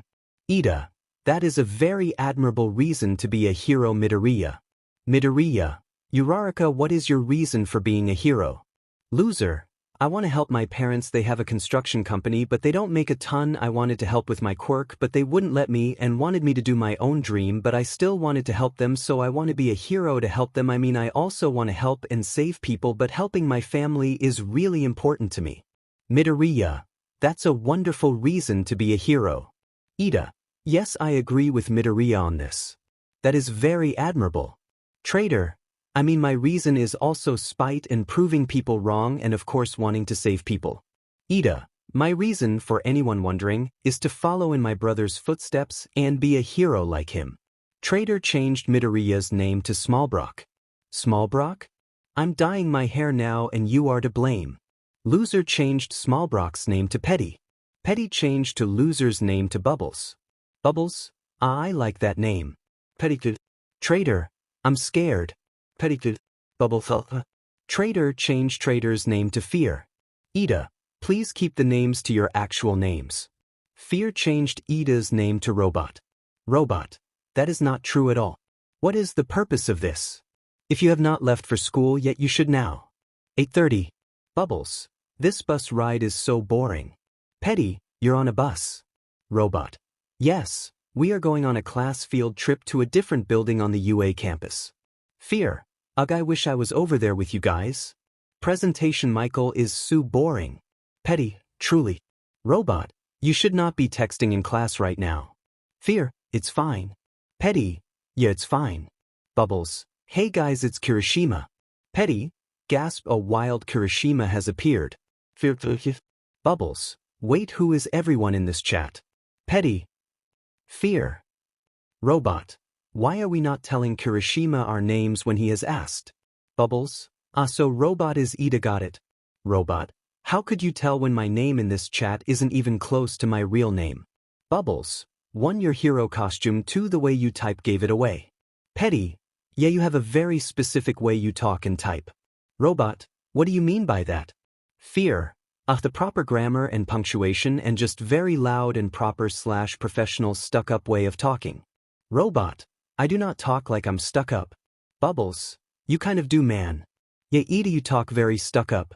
Petty, you aren't, but you kind of seem like it until you get to know you better. Robot, I guess. Petty, sheet. Sorry, Mike Sensei, Izuku mumbles. Yes, sorry, Shinso says flatly. Present Mike sighs. You two are great students but also cause the most trouble, Mike sighs. Well, technically it's not our fault that Uraraka started texting us in the middle of class and I would just feel terrible not responding, Izuku says. Shinso, catching onto his plan, says, "Yeah, she would be terribly upset if we didn't respond." "Yeah, she would probably cry," Izuku adds. Mike sighs deeply. "All right, you're off the hook for now." Izuku beams and Shinso smirks. They both head back to their seats to continue their work for English. They had his class right after their homeroom, so they had Mike Sensei for 2 class PRDS in a row. It was kind of nice that way though. Izuku was fluent in English because his dad used to call. He still did from time to time, but after he divorced his mom they talked a lot less. He just kind of ditched them, and Izuku felt bitter about that but did appreciate him trying to at least try and get to know Izuku. Even if it was a little awkward. Izuku shifts uncomfortably in his seat. He had a bad feeling about today. He didn't know why though. Maybe going to the beach after school will help. Maybe he could even ask if Shinso wanted to come over. It was a Saturday, so they didn't have school tomorrow. Maybe he could even stay the night. Chat with Petty, Fear, Robot, Bubbles. 55. Bubbles, what happened? Are you guys okay? Robot, I second this. Are you guys alright? Bubbles, we finally made it to the place. Petty, hey, sorry. We are fine, we just got caught by presentation, Michael. Fear, yeah, it was really lame. We managed to guilt trip him though, so it's fine. Petty, hope you guys have fun on your field trip. Fear, without us. Petty, the cool people. Fear, yeah, you guys better be sad and not have fun without us. Petty, God, we both are super petty, huh? 12:45. Petty, hey, where are you guys? I thought you guys were sitting with us at lunch. Fear, yeah, did you just ditch us? Robot, hey, sorry. We got sent home after USJ. Petty, Bubbles, a group of villains attacked us, so they just sent our class home and let everyone else finish the rest of the day at school. Petty, but that's why midnight ran out of our class. Fear, yeah, makes sense. Petty, how are you guys though? Are you? Did anyone get injured? Bubbles, all of the students are okay, but Aizawa Sensei and 13 Sensei got seriously injured. They are going to be okay, but they got super injured. All of the students are okay though. Fear, that's good that the students are okay, bad for the teachers though. Robot, yeah, I was really afraid for Aizawa. Petty, gasped, did Ida just text like everyone else? Sorry, I cope with humor that was probably insensitive. Bubbles, you're fine. Petty, are you sure? Shinso gives him a look. What, I need to make sure I didn't say something I wasn't supposed to, Izuku explains. You are totally fine. It's a coping mechanism, it's good that you told them that so that they know, so don't keep apologizing. You don't need to apologize for everything, Shinso tells him. Izuku winces, sorry. Shinso gives him another look. Izuku goes to apologize again but stops himself by biting his lip. Bubbles, yes, I'm sure it's your coping mechanism. Robot, we'll let you know if it gets too much. Enjoy your lunch though, you too. Bubbles, yeah, and the rest of the school day. I'm gonna take a nap, so talk to me later. Bubbles left the chat. Robot, I am also going to get some rest. Robot left the chat. Hey Shinso, do you want to come over tonight? Izuku asks him after reading the chat. Sure, can I stay over? Shinso asks. Yeah, let me ask my mom, she should be fine with it though, Izuku tells him. Izuku walks to open the door after he hears the bell ring. Buttons runs next to him, rubbing his legs and almost tripping him. Izuku blocks Buttons with his leg as he opens the door to let Shinso in. Hey, Izuku greets Shinso when he opens the door. Izuku moves out of the way to let him in while still trying to block Buttons from getting out. Shinso steps in and closes the door behind him. Then when he sees his cat, he blinks a couple times. You have a cat? Shinso asks quietly. His name is Buttons, Izuku tells him. Shinso bends down and starts to pet Buttons. Buttons flops straight onto his feet and starts purring like a car. Shinso smiles softly and picks Buttons up to still pet him while walking. Shinso takes his shoes off, then follows Izuku into his room. I thought you would have some more hero stuff, Shinso tells him, looking around his room, still petting Buttons. Oh, I did have more hero stuff, it was a bunch of All Might stuff though, and stuff happened with him, so, yeah, Izuku tells him awkwardly. What? Really? What happened? Shinso asks him. It's complicated and I don't really like talking about it, Izuku tells him. Oh, sorry if I was like putting my nose in your business or whatever, Shinso mumbles. No, you're totally fine, I would be curious too. So you were totally not in the wrong. I mean I should probably tell someone but I don't know dash, Izuku says quickly waving his arms around. I understand why you probably wouldn't want to tell me, Shinso cuts him off. Izuku sighs and drops his arms down. Your room is nice though. I like the kind of monotone vibe of it, Shinso says. Yeah, I've been meaning to add brighter colors to it but I didn't know how. For now I just have the colorful plant holders. I was maybe gonna get some colorful pillowcases or something or paint something on my walls. I don't know though, maybe a rug. Izuku starts mumbling about it. I think a rug would be a good idea and maybe some posters or something, Shinso adds. Izuku hums and flops down onto his bed. Shinso sets buttons down and takes his bag off. He walks over and flops down next to Izuku. Do you think that you Rarika and Ida are really okay? Izuku whispers. Shinso sighs. I don't think so, just from their texts they seem a little shaken. They will probably be fine but right now I'm sure they are just shaken after just being attacked by real villains, you know. I'm sure they fought for their lives so, yeah, Shinso answers. Yeah, I'm just worried about them. I mean I'm always worried about others. I think I got it from my mom, Izuku breaths out. Yeah, I'm worried about them too but I'm sure they will be fine, Shinso says. Yeah, Izuku whispers. They fall into silence looking at the ceiling. Buttons jumps up onto the bed and lays down in between them. Well, what do you want to do before we have to eat dinner? Izuku asks Shinso.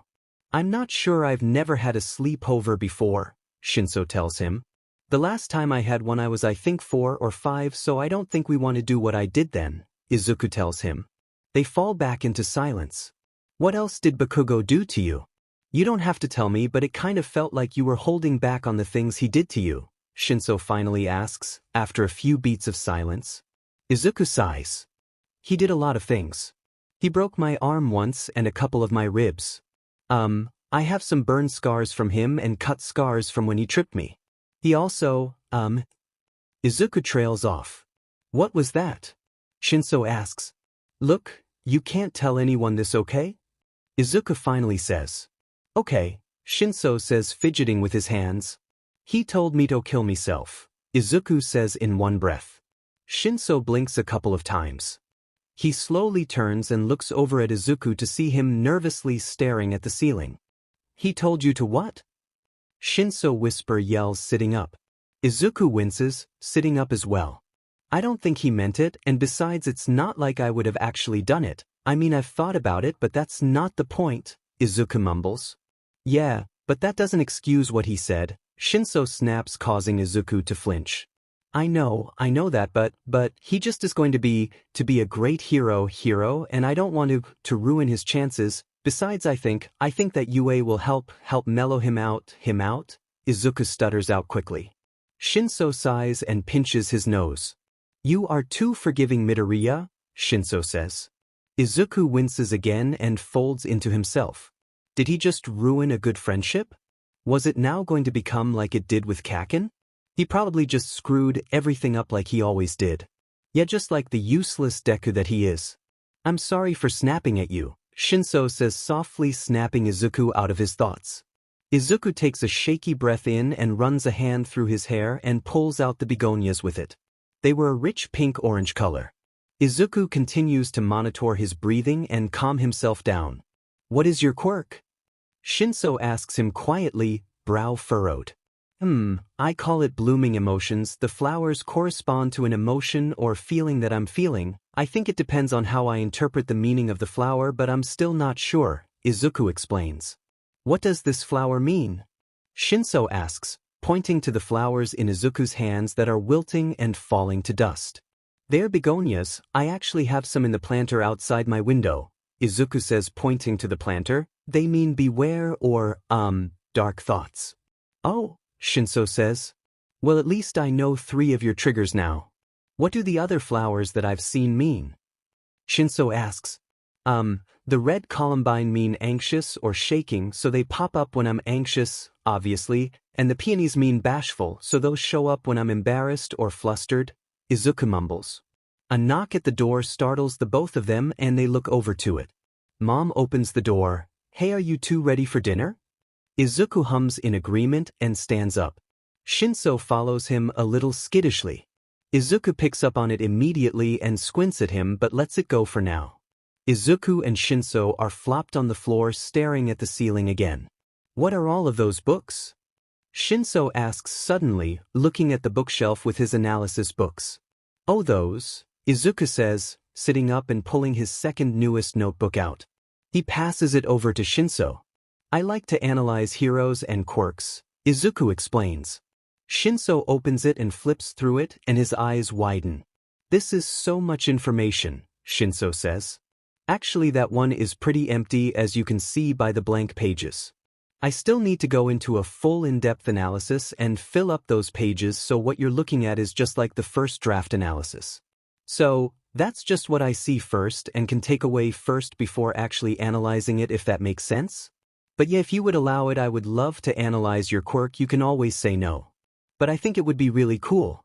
I want to analyze everyone in our class, but I guess it's kind of weird. So sorry for asking, just pretend I didn't. It's just kind of creepy and weird, Izuku rambles, slowly tapering off. I don't think it's weird or creepy. It's actually really cool. And sure, you can analyze my quirk.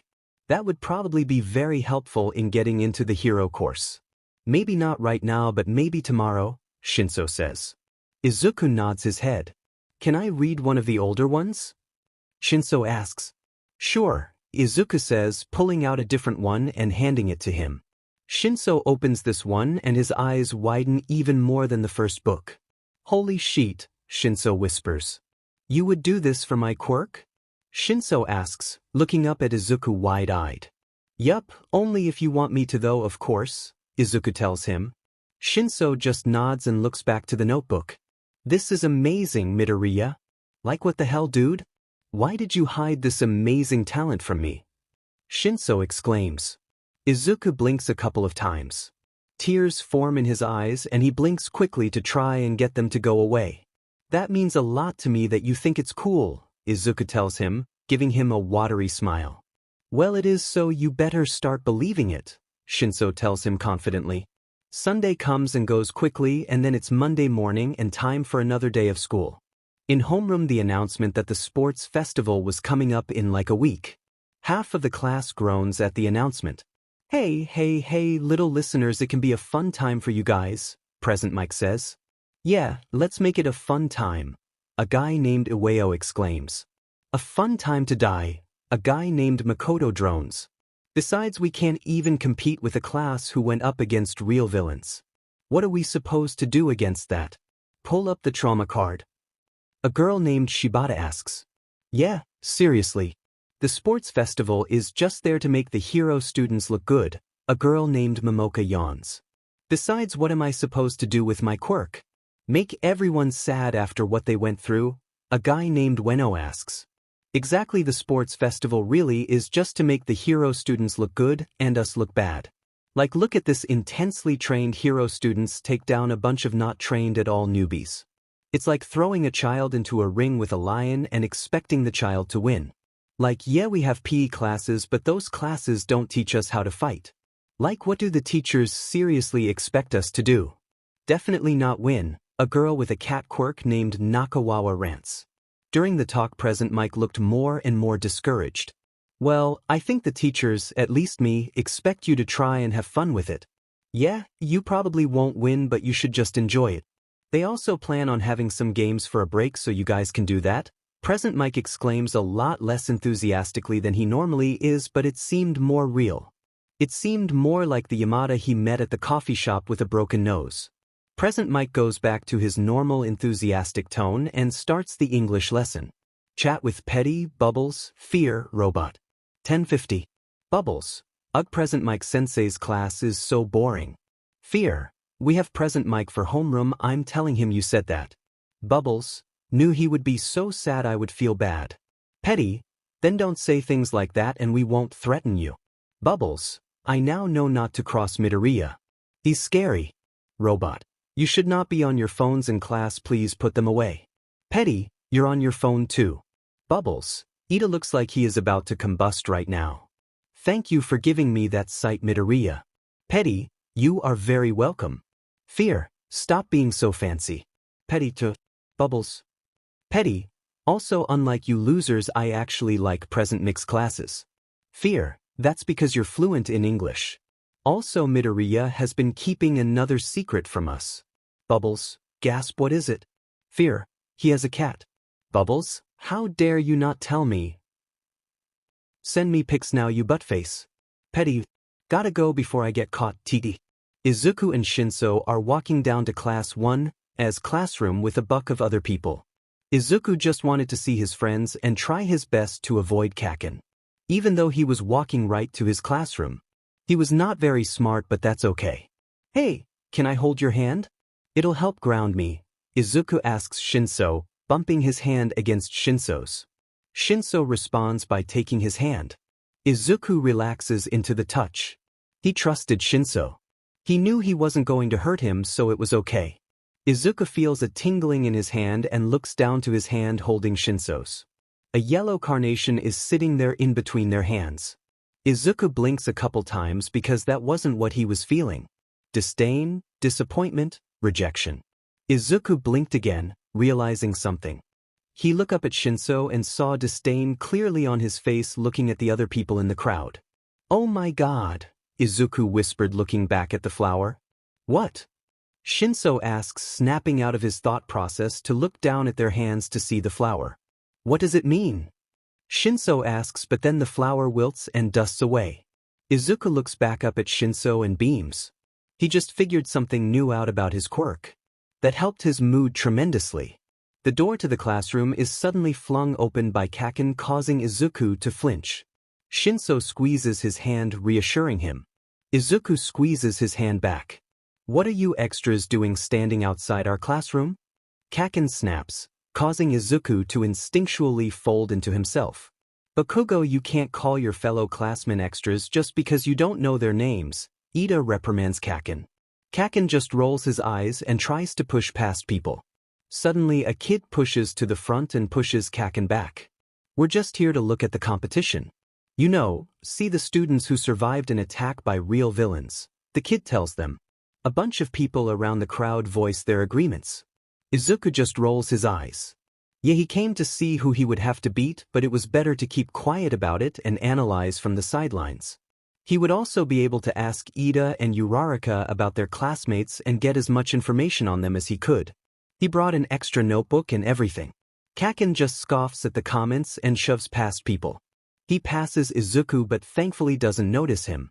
Hey, Bakugo! Wait up! Kirishima calls, rushing after him. The crowd quickly dispersed after that and Ida and Uraraka saw them and came up to them. Hey guys, Uraraka says. Izuku smiles shakily. He lets go of Shinso's hand with a breath out after realizing he was squeezing his hand pretty hard.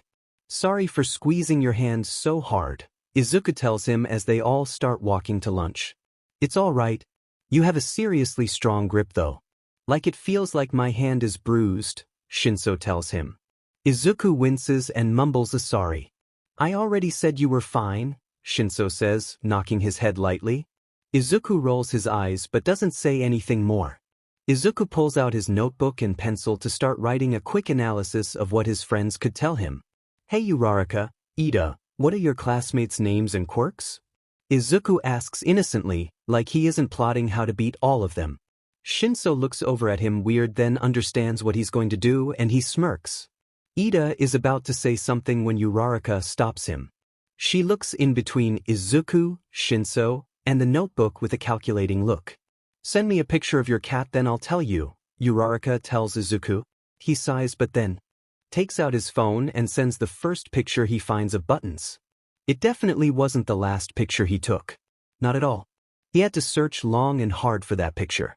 Oh my gosh. He's so cute, Uraraka squeals looking at the picture. Okay, what do you want to know? Uraraka asks. Izuku smiles brightly and holds his pen up.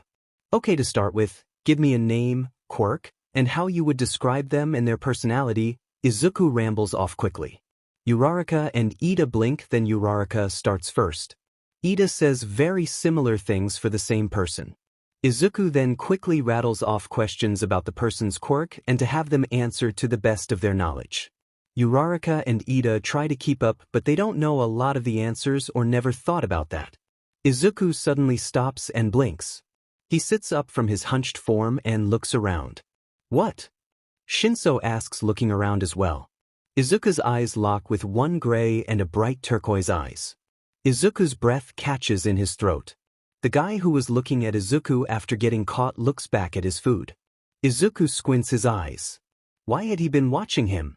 Shinso finds the guy Izuku is looking at as well. Who is that? Shinso asks. Izuku shrugs, but he can't seem to look away. The red and white hair contrast was absolutely breathtaking. Who? Ida asks, looking for the same guy. Oh, that's Todoroki, Uraraka explains. Izuku hums, then manages to look back down to his notebook. What does that flower mean? Shinso asks, pointing to the one on his head. Izuku blinks, then runs a hand through his hair to see which flower it is. It was a dwarf sunflower. Izuku's face immediately heats up. It's nothing, Izuku says too quickly. Izuku's so embarrassed the peonies start to bloom down his arms as well as his hair. I think the flowers are saying something differently, Shinso tells him with a smirk. Izuku groans and buries his head into his arms. Izuku mumbles his answer into his arm.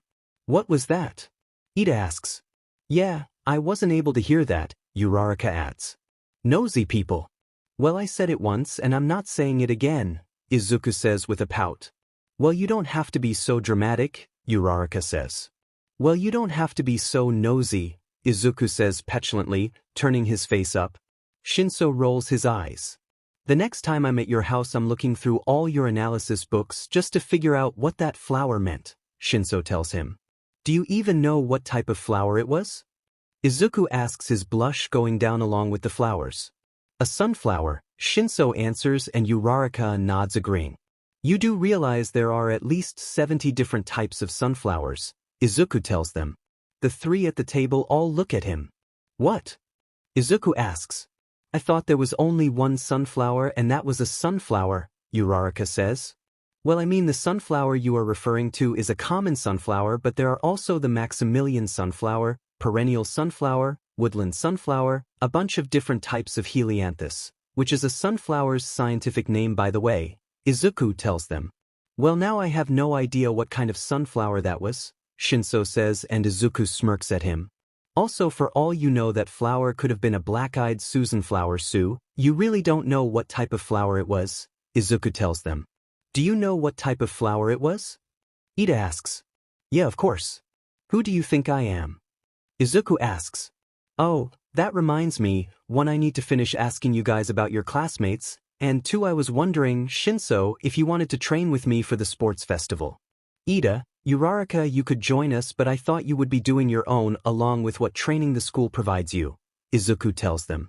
Sure, Shinso responds. Yeah, I'm good with training by myself, Ida says. I'm fine as well, and I'll tell you more about my classmates if you tell me what type of flower that was, Uraraka says. Izuku groans. It was a dwarf sunflower.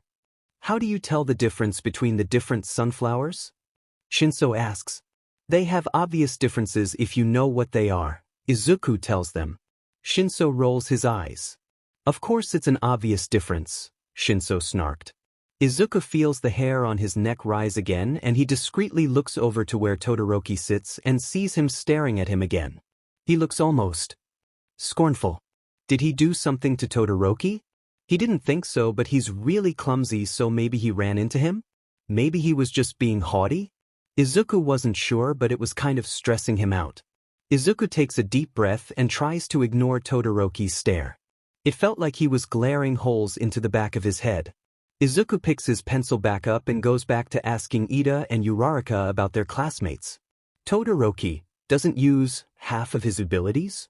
Izuku asks, puzzled when they get to him. Why? I'm not sure. He's really quiet though, always a deadpan look on his face. I don't think I've heard him say a single sentence, Ida says. Yeah, he seems kind of like an a-hole, Uraraka says. Uraraka. Ida gasps. What? I'm right, Uraraka says back. That doesn't mean you should say it, Ida reprimands her. Izuku looks back over to Todoroki. I don't know. He seems kind of sad, Izuku says quietly. Uraraka looks over to him as well. I mean I guess but he kind of does that to himself. I mean when we say he doesn't say anything to anyone we mean he doesn't say anything to anyone, Uraraka tells them. Izuku hums and goes back to his notebook. Maybe he could get Aizawa to watch his class train to analyze their quirks. He would show them the analysis of course. Well, he would show it to them after the sports festival because, you know, competition. The only problem with watching them train would be Kacchan but he could probably just chill in the observation deck and not even run into Kacchan. Yeah, that would be a good idea. He and Aizawa would still meet up at the beach at least once a week. He even got his phone number to message him if he wanted to talk or needed help. He could probably ask him at the beach or see if he wanted to go to a cafe with him and ask him if he could.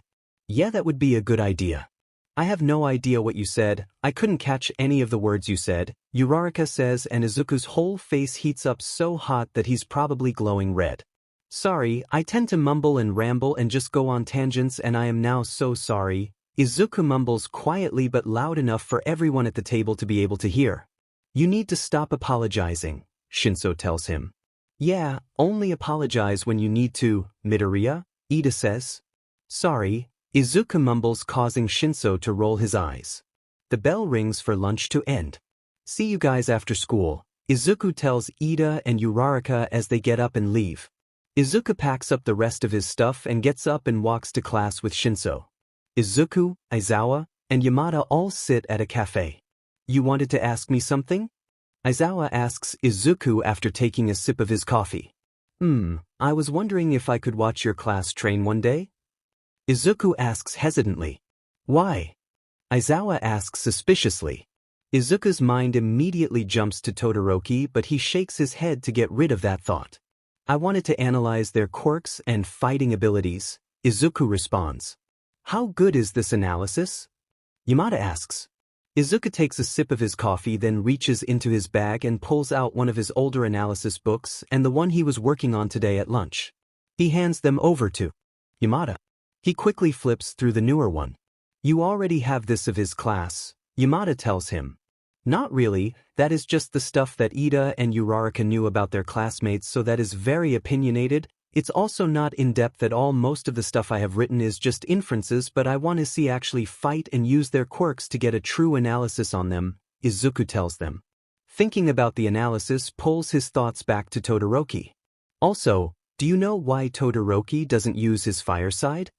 Izuku asks. No, Aizawa says as he takes the book on his class from Yamada and starts to go through it.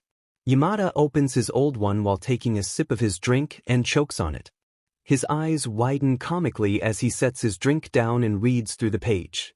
Where did you get all of this information? Like this is insane. Like Dimin. Yamada says. Aizawa looks over to the book Yamada is holding away from his face to try and take in all of the information. Aizawa's eyes widen and he takes the book from Yamada's hands and reads the first few sentences. This is your analysis? Aizawa asks. Yeah, I'm not completely done with that book yet though, just towards the end though, so what you're reading is my full analysis on whatever hero, person, or quirk you're reading about, Izuku explains. I would let your class read the analysis I did on them and you because it would probably be easier for you to teach them that way. I mean the main reason I want this right now is so that I can at least make it far in the sports festival so I can get transferred to the hero course, Shinso as well, but after the sports festival I would love to show them the analysis and help them with their quirks. I also can't do a full analysis without asking them questions. I can really only do it on heroes because of interviews and websites that have some answers on the quirks, Izuku rambles. You're trying to get into my class? Aizawa asks. Well, you do have 2 open spaces, so Izuku trails off. Speaking of classes, what do you think of present Mike? Yamada asks. Izuku has to resist the urge to roll his eyes. Aizawa does though still reading through his analysis. Yamada really read through some of his analysis and still thought that he didn't know that he was present Mike. Well I mean he's kind of loud and annoying. He doesn't teach class really all that well and he isn't very nice. Izuku deadpans looking Yamada dead in the eyes. Aizawa snorts and hides a laugh in his scarf while Yamada squawks. He knows you're present, Mike. Yamada, chill, Aizawa tells him after calming down. So you don't really think those things? Yamada asks. Izuku snorts. No, not at all. You are a little loud sometimes, but I just don't like loud sudden sounds, but other than that you're a great teacher, Izuku tells him. Wait, when did you figure out I was present, Mike? Yamada asks. The day I met you, Izuku tells him. How? Yamada is laying his head onto the table. Did you read his analysis? Aizawa asks. Yamada just groans again. Oh, another request, if you do let me analyze your students, could you make it so they don't, see me? Well, just one student can't see me, everyone else is fine. It's just that one student isn't on the best of terms with me, Izuku asks. Is it Bakugo? Aizawa asks. Izuku goes to make up excuses but then remembers Shinso's reaction. Izuku just sighs and slouches down. Of course it is, Aizawa sighs and takes a large sip of his coffee. Is this the same kid who broke your nose? Aizawa asks. Izuku just grimaces and takes a sip of his coffee. Aizawa sighs deeper and also takes a sip of his coffee. He won't get in trouble, will he? Izuku asks hesitantly. He broke your nose and you're asking if he is going to get in trouble? Yamada asks after sitting up. Izuku folds into himself at the look. Well yeah, he used to be my friend, well only friend and childhood friend, so yeah. Izuku mumbles. I'll probably talk to him and monitor his behavior from now on, but no, he won't really get in trouble, Aizawa explains. Izuku lets out a breath of relief. Also, you can watch my class tomorrow, come in during your 5th PRD to your 6th, so just come in right after lunch, I'll let your teachers know. I'll also just have Bakugo go to a counseling session or something else during the time you are there, Aizawa tells him, and Izuku nods his head. Izuku takes another sip of his and takes the conversatoin to something different. The bell rings at lunch and Izuku gets up with Ida and Uraraka. He already let Shinso know that he was going with them and told him goodbye. Ida looked at him funny. You should not follow us to our class. You will be late to your class, Ida says, chopping his hand up and down. I'm going to your class because I'm supposed to, Izuku explains. Wait, you get to come to our class today? Uraraka asks excitedly. Izuku hums. Yeah, I'm doing an analysis of your class. I mean, already kind of did with the information you gave, but that wasn't enough for a full in-depth analysis, Izuku explains. Oh, well, when you are done with mine can I read it?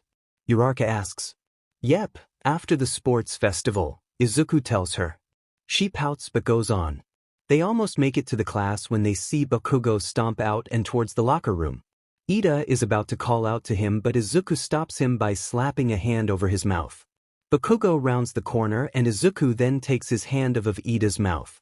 Why did you do that? He should not be leaving earlier than the rest of the students, Ida basically shouts. Aizawa let him out early, Izuku explains calmly, trying to keep the shake out of his hands from Ida's sudden exclamation.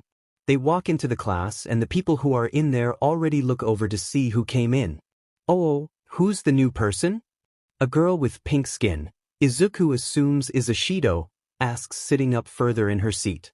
Yo, Midoriya, what are you doing here? Kirishima asks him, walking over to him. Izuku gives him an anxious smile and can already feel the columbine blooming in his hair. Problem child, Aizawa says from the corner. Izuku gives everyone another wobbly smile, then walks over to Aizawa. Yeah. Izuku asks him quietly once he makes it to him. I just saw that you were getting overwhelmed and thought it was a good idea to call you over. I also have to tell you something anyways, Aizawa explains quietly to him so no one else can hear. Out of the corner of his eye, he can see the pink-skinned girl leaning forward in her desk, obviously trying to hear their conversation. Aizawa glares at her and she immediately sits back. Thank you for calling me over, that was a big help, and what did you want to tell me? Izuku asks quietly, ignoring what he saw. 1. You have to call me sensei while we are in class, also to ask if you wanted to stand at the front or sit next to Uraraka or Ida or something like that, Aizawa explains. Oh, I'll just sit next to Uraraka if that is okay, Izuku says. Yeah, grab that chair and pull it next to her, Aizawa explains. Izuku nods, then grabs the chair and sits next to Uraraka. Oh, you get to sit next to me, Uraraka says with a smile and leans over to look at him. Izuku checks the time and sees that they still have 5 minutes. Kirishima and the pink girl walk up to him. So what are you doing in our class, Midoriya? Kirishima asks. Oh, I'm doing an analysis, it's for Aizawa, Izuku says. Sensei, he remembers and adds on quickly. I'm Mina Ishido, the pink-skinned girl said. Nice to meet you, Izuku says quietly. Kirishima starts talking about something or another that happened. Izuku feels a gaze and the side of his head and his eyes drift over to Todoroki, who is glaring at him. Izuku smiles shyly at him, then goes back to the conversation. Is actually quite good, I don't know why people dislike it, Kirishima says. Izuku just blinks a couple times, missing the whole conversation. Are you okay? Uraraka asks, suddenly causing Izuku to flinch slightly. Yeah, I just spaced out for a second, sorry, Izuku tells her with a bright smile. You're alright, you're just shaking, Uraraka tells him. He blinks a couple times and looks down at his hands to see them shaking. Probably just nerves or something. I could just be overwhelmed, or it's my meds. There are a ton of things that could be the cause, Izuku tells her and squeezes his hands into fists. The bell rings and everyone who wasn't sitting down scramble to their seats. Aizawa stands up at the podium. As a lot of you have seen, we have someone new in here. He is only here to observe your quirks and fighting styles to give an analysis. You will get this analysis after the sports festival because it takes a while to get all the information in. Izuku almost snorts at that it didn't take him that long. He will probably only be here for today to observe, possibly other days, but for now only today. Don't ask him questions or crowd him. Go get changed, Aizawa explains, then walks out. Everyone stands up and follows him. Izuku catches up to him easily. Do I have to change? He asks quietly, making sure no one with normal hearing could hear. Aizawa thinks it over, then shakes his head. Izuku nods his head, then falls into step with Ida and Uraraka and a girl with what looks like a frog quirk. He remembered her from what Uraraka and Ida told him. Izuku still feels someone's gaze on his back, but he can't look behind himself without looking weird. Izuku shifts uncomfortably but continues walking and tries not to pay attention to the person staring at him. He really wanted to know who was staring at him. Izuku rubs his arms and follows Aizawa while the class goes to change. What did you do to Todoroki? Aizawa asks, as they walk to the observation room to wait for the class. What do you mean? Izuku asks, confused. He's just been glaring at you since you walked into the classroom, Aizawa explains. Izuku draws his eyebrows together. That was odd. He hasn't even talked to Todoroki once. I mean, yeah, he did stare at him for a little bit at lunch, but that was because he stared at him first. Izuku sighs and shakes his head. I'm really not sure, I've never talked to him, Izuku tells him. Aizawa opens the observation room door for him and Izuku steps inside, then immediately freezes. Just his FING luck. Izuku takes a deep breath and squeezes his fist and forces himself to walk into the room so Aizawa can get inside as well. All Might startles when Izuku and Aizawa walk in. Ah, Aizawa, you didn't tell me another student was in your class, All Might says in his true form. Izuku takes deep breaths to try and stop the shaking in his hands and the tears in his eyes. Young man, I hope you can keep a secret, All Might tells Izuku. Izuku's heart drops. All Might didn't even remember him. He didn't remember. Izuku feels flowers bloom in his hair and pulls one down. Lavender. Obviously it would be lavender. Izuku smashes the flower in his hand and holds his notebook closer to his chest. Yeah, I can keep a secret, Izuku mumbles. All Might has the audacity to smile at him. Aizawa gives Izuku a look. This wasn't how he thought that Izuku would react at all. Just to add, he isn't in my class, Aizawa tells him. Not yet, Izuku says quietly, not loud enough for All Might to hear. Aizawa smirks and nods his head. You can just sit in that chair right there, Aizawa says, nodding to the chair next to All Might. Izuku tenses but walks over and sits down. He keeps his notebook close to his chest though and waits for the class to come in so Aizawa and All Might can explain the lesson. All Might buffs up when they hear students talking and walking towards the room. The students walk in and see All Might and get excited. Izuku just folds into himself more. After Shoyuta and All Might finish explaining how the exercise will go, the students all get ready to go. Shoyuta looks back over at Midoriya with concern. He wasn't acting like he normally did and it was worrying him. Shoyuta knew that the problem child loved heroes but he didn't even really react to All Might other than tensing.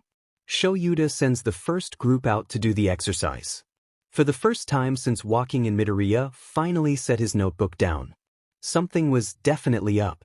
What did All Might do to Midoriya? If anything. I mean, Shoyuta didn't like All Might himself, but a kid who was a hero fanatic to not like All Might was just odd. Shoyuta didn't like not knowing things and he didn't know what was wrong with Midoriya. Shoyuta really needed a coffee right now. Or a shot of vodka. Either one would work. Shoyuta sighed deeply. He flopped down into his chair next to Midoriya's. Shoyuta looks back at Todoroki to see him still staring at Midoriya. He couldn't quite discern how Todoroki was looking at Midoriya either. He couldn't tell if it was disdain, anger, or confusion. Maybe a mix of all of them. Shoyuta sighs again and looks at the screens showing his students getting ready to start the exercise. Shoyuta would just have to talk with Midoriya after class about the All Might thing. He already asked about the Todoroki thing and Midoriya said he didn't do anything so it should be fine. He would maybe talk to Todoroki about it. Shoyuta focuses back in to watch his students start the exercise. He looks back at Midoriya one last time to make sure that he was okay. Midoriya was immersed into his writing and looking at his students to make observations and his analysis. At least he wasn't as tense then when he first came in. The exercise finally comes to an end and Shoyuta sends his class to go change. All Might had already dipped at the end of the first hour, not being able to hold his for any more, which made Shoyuta roll his eyes. Shoyuta calls Midoriya to stay back. Midoriya stands before him. The red flowers that always bloom when he's nervous show up. It's nothing bad, Shoyuta tells him and Midoriya instantly relaxes. You don't have to answer this, but I noticed that you seemed really tense and nervous around All Might, Shoyuta says, and Midoriya instantly tenses and the red flowers come back into his hair. You really don't have to answer, Shoyuta hurriedly says, worried he just ruined Midoriya's trust. Midoriya sighs and shakes his head. Shoyuta notices him squeezing his fingernails into his hands in a fist, a bad habit that Shoyuta had noticed. It wasn't the worst since he hadn't drawn blood yet, but it could get to that point. Midoriya takes in a deep breath. All Might about, I think, 10 months ago, saved me from a slime villain. I wanted to ask him something but he was trying to leave. I made a stupid decision and grabbed onto his leg when he went to jump away. He asked me to let go in the middle of the air. Like an idiot, I had to tell him that I would die if I did. He landed on a roof and I asked him if I could be a hero with a non-combative quirk. When I looked back up at him, he was in his true form and explained why he was like that. After he told me his story, he told me that I couldn't be a hero with a non-combative quirk. Midoriya explains, squeezing his hands tighter. Shoyuta got increasingly more angry at All Might. He told a kid, who was probably depressed and needing validation, that they couldn't do the thing that they always wanted to do and strive to do. Thank you for telling me, Midoriya, Shoyuta says, reining in his anger for Midoriya. Midoriya nods his head then says, he also didn't even remember me. I guess that interaction didn't even mean anything to him, not even close to what it meant to me. Tears stream down Midoriya's face and he lets out a choked sob. Shuta's heart breaks. Shoyuta goes to pull him into a hug but remembers how he reacted when he touched him on the shoulder a couple weeks ago. Can I hug you? Shoyuta asks, opening his arms for Midoriya to decide. Midoriya nods his head and basically launches himself into Shuta's arms and hugs him tightly. Shoyuta wraps his arms gently around Midoriya. He slides one hand onto his head and rubs it gently, running into some dark purple flowers. Midoriya lets out a loud sob, making Shoyuta wrap his arms around him tighter. This poor child. Shoyuta was going to murder All Might. Midoriya manages to pull himself together enough to at least stop crying. When he pulls back from Shoyuta, he can see him shaking. You have your stuff on you, so you should head home now, Shoyuta tells him. Midoriya shakes his head. Can we just go to a cafe or something? I just hate worrying my mom, and if she saw that I was crying she would really freak out, Midoriya explains. Shoyuta nods his head. Do you have any cafe in mind? Shoyuta asks as he pulls out his phone to text Namuri and see if he can sub for his class for the last 15 minutes of the class. There is this cat cafe I enjoy going to, I can take you to it, Midoriya tells him. Shoyuta nods his head again. Namuri texts him back and says that he can but asks him why. Shoyuta tells her that he will tell him later. Shoyuta texts Hisashi and asks him to grab his stuff and to get the car. Come on, let's go, Shoyuta tells him. Midoriya blinks a couple of times and some of the fogginess in his eyes clears. What about your class and me checking out? Midoriya asks. It's fine if Nizu asks, I'll let him know that I was helping you. Also, Midnight is subbing for my class for the last few minutes, Shoyuta explains to him. Hisashi texts him back that he's on his way to the car. Shoyuta would have to have a talk with All Might tomorrow. Calming Midoriya down and keeping him calm was his top priority right now. Midoriya nods and the fogginess comes back to his eyes and he kind of blanks out on his face. Shoyuta furrows his brows then realizes what was happening. He was dissociating. Shoyuta very slowly and carefully grabs Midoriya's arm and guides him out of the observation room. Midoriya follows Shoyuta easily. Shoyuta would probably have to just guess wherever the hell this cat cafe if he couldn't get a response out of Midoriya. Hey Midoriya, where is this cat cafe? Shoyuta asks quietly once they get outside of the building and start walking towards the car. Midoriya blinks a couple times and furrows his brows, obviously deep in thought. Cat cafe? Midoriya asks and shakes his head slightly. Midoriya hums and manages to give him an address. Shoyuta writes it down in his phone quickly. They make it to the car and Shoyuta lets go of Midoriya's arm and opens the back door for him. Midoriya gets in without a fuss or even really reacting. He must dissociate really bad for him not to react at all. Hey little listener, Hisashi says when he sees Midoriya get in the car. Shoyuta gets into the passenger seat of the car. Midoriya blinks a bunch at getting addressed. Shoyuta notices he didn't put his seatbelt on and reaches back and does it for him then buckles his own. Shoyuta watches as Midoriya squeezes his hands into a white-knuckled grip. Is he alright? Hisashi asks Shoyuta. Shoyuta sighs and shakes his head. He shows Hisashi the address and he plugs it into a GPS and pulls the car out of the parking lot.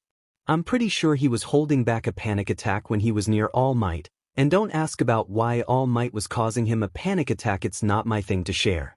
He told me when I asked, then after he told me he started sobbing. I don't know if that was a panic attack or him just overwhelmed with emotions. Now he is dissociating and bad, Shoyuta explains. Hisashi hums and turns on some music that normally helps Shoyuta when he dissociates. Shoyuta closes his eyes for a minute just to relax. He already didn't like All Might but now he hated him. How could he do that to a child? Yeah, it makes sense to let a child down gently if they have literally no chance of getting their dream, but you should let them dream and at least try. Also, it wasn't impossible for Midoriya to become a hero. I mean, he cleaned up a whole beach just because he wanted to give back to his community. Shoyuta sighs again. What's up? Besides the obvious with Midoriya, Hisashi asks and grabs Shuta's hand. I'm just thinking about how I'm going to bring this up to All Might, Shoyuta answers honestly. How are you thinking of doing it right now? Hisashi asks, probably just trying to distract Shoyuta to calm him down. Right now, all I want to do is scream and yell at All Might.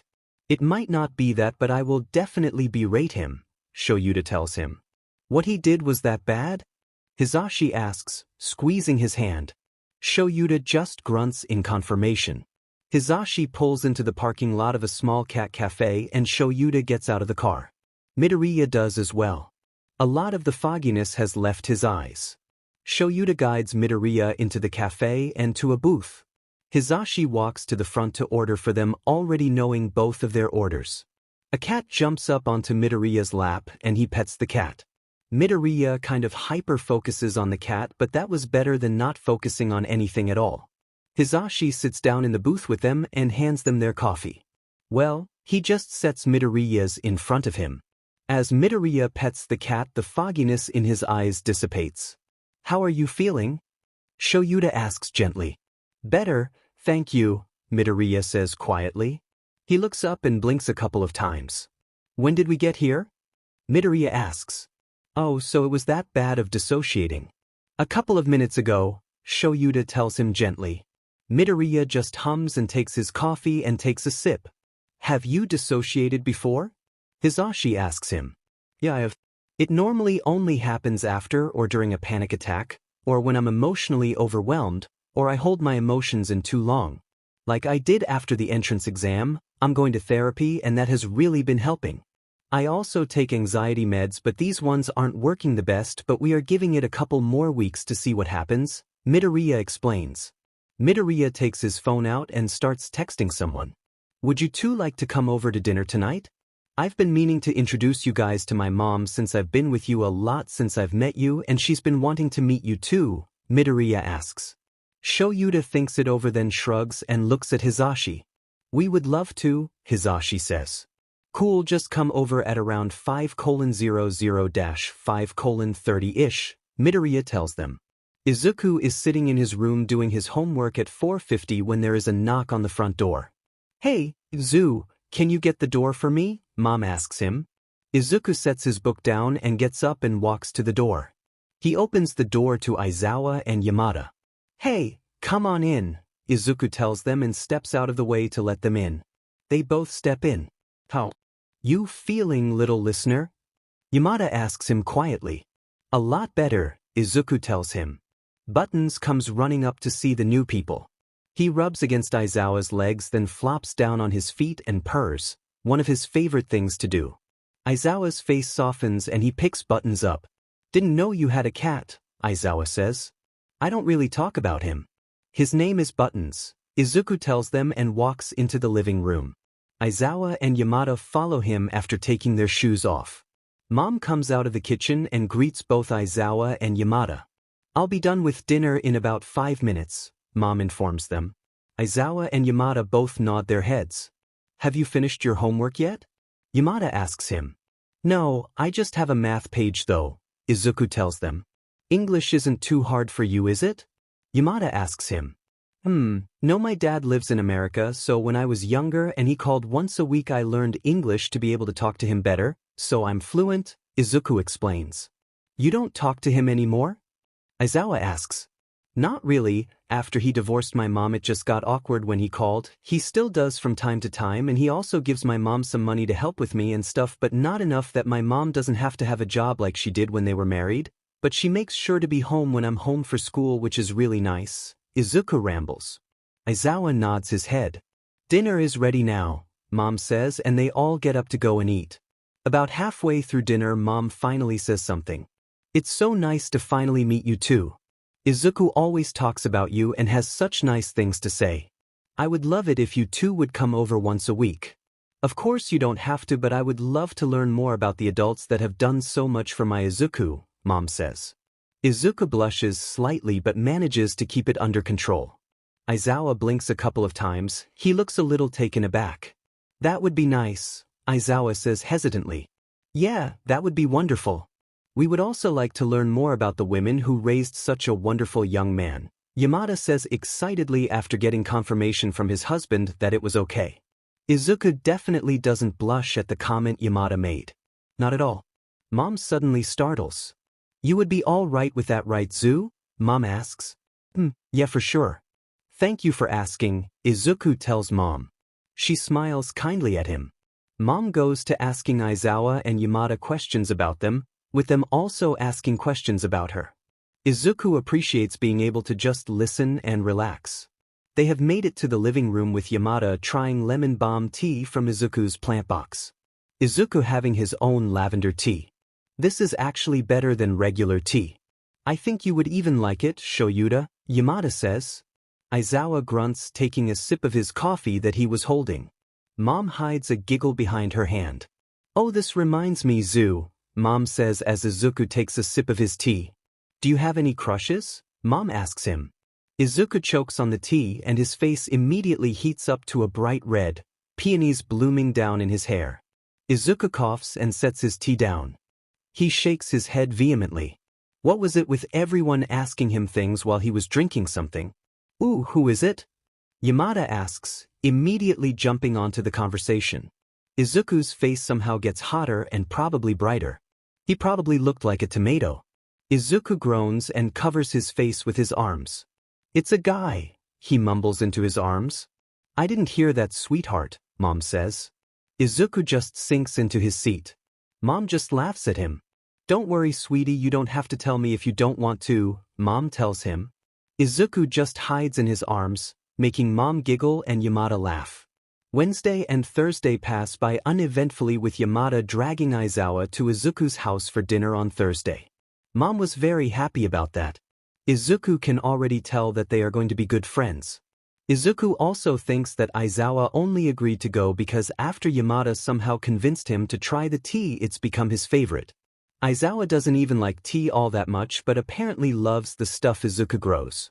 Which is a little odd, but Izuku isn't going to complain about it because he was starting to grow too much. Izuku was also training more than he normally would, but didn't push himself over the edge. He did that before and he still regretted it. He ended up with a fever and was stuck in bed for 2 days. He also couldn't perform at the level he used to before he overworked himself. The sports festival was next Wednesday and Izuku really wanted to do good so he would be able to transfer. He was going to transfer whether it killed him or not. He also started to help Shinso so he could transfer with him. The only problem with transferring was Kacchan. He would have to confront him eventually. It would probably happen at the sports festival. Maybe it would be better at that time than when he transferred. Izuku flops down into his desk Friday morning. As usual, Yamashita comes up to Izuku and asks how his day has been so far, and Izuku asks the same. Also, this is probably a weird question, but how do you get your makeup to look so good? I've tried and failed miserably, Izuku asks. Yamashita gets a faraway look on his face as if thinking back to a bad memory. Practice. A lot of practice, he finally tells him. Also, tips. For eyeliner, don't add too much, do a little bit at a time, not all at once, and for eyeshadow, blend like your life depends on it. Blending helps everything. Also choose compatible colors when doing eyeshadow and start out with neutral colors, Yamashita adds as an afterthought. Thank you, I'll have to try that sometime, Izuku thanks him. Yamashita hums and then heads back to his seat. Present Mike kicks the door open as he usually does as the bell rings. Yeah. Present Mike yells. Izuku flinches slightly, but he's gotten pretty used to Present Mike yelling randomly. Present Mike was a nice loud while Kacchan was a bad, scary, loud.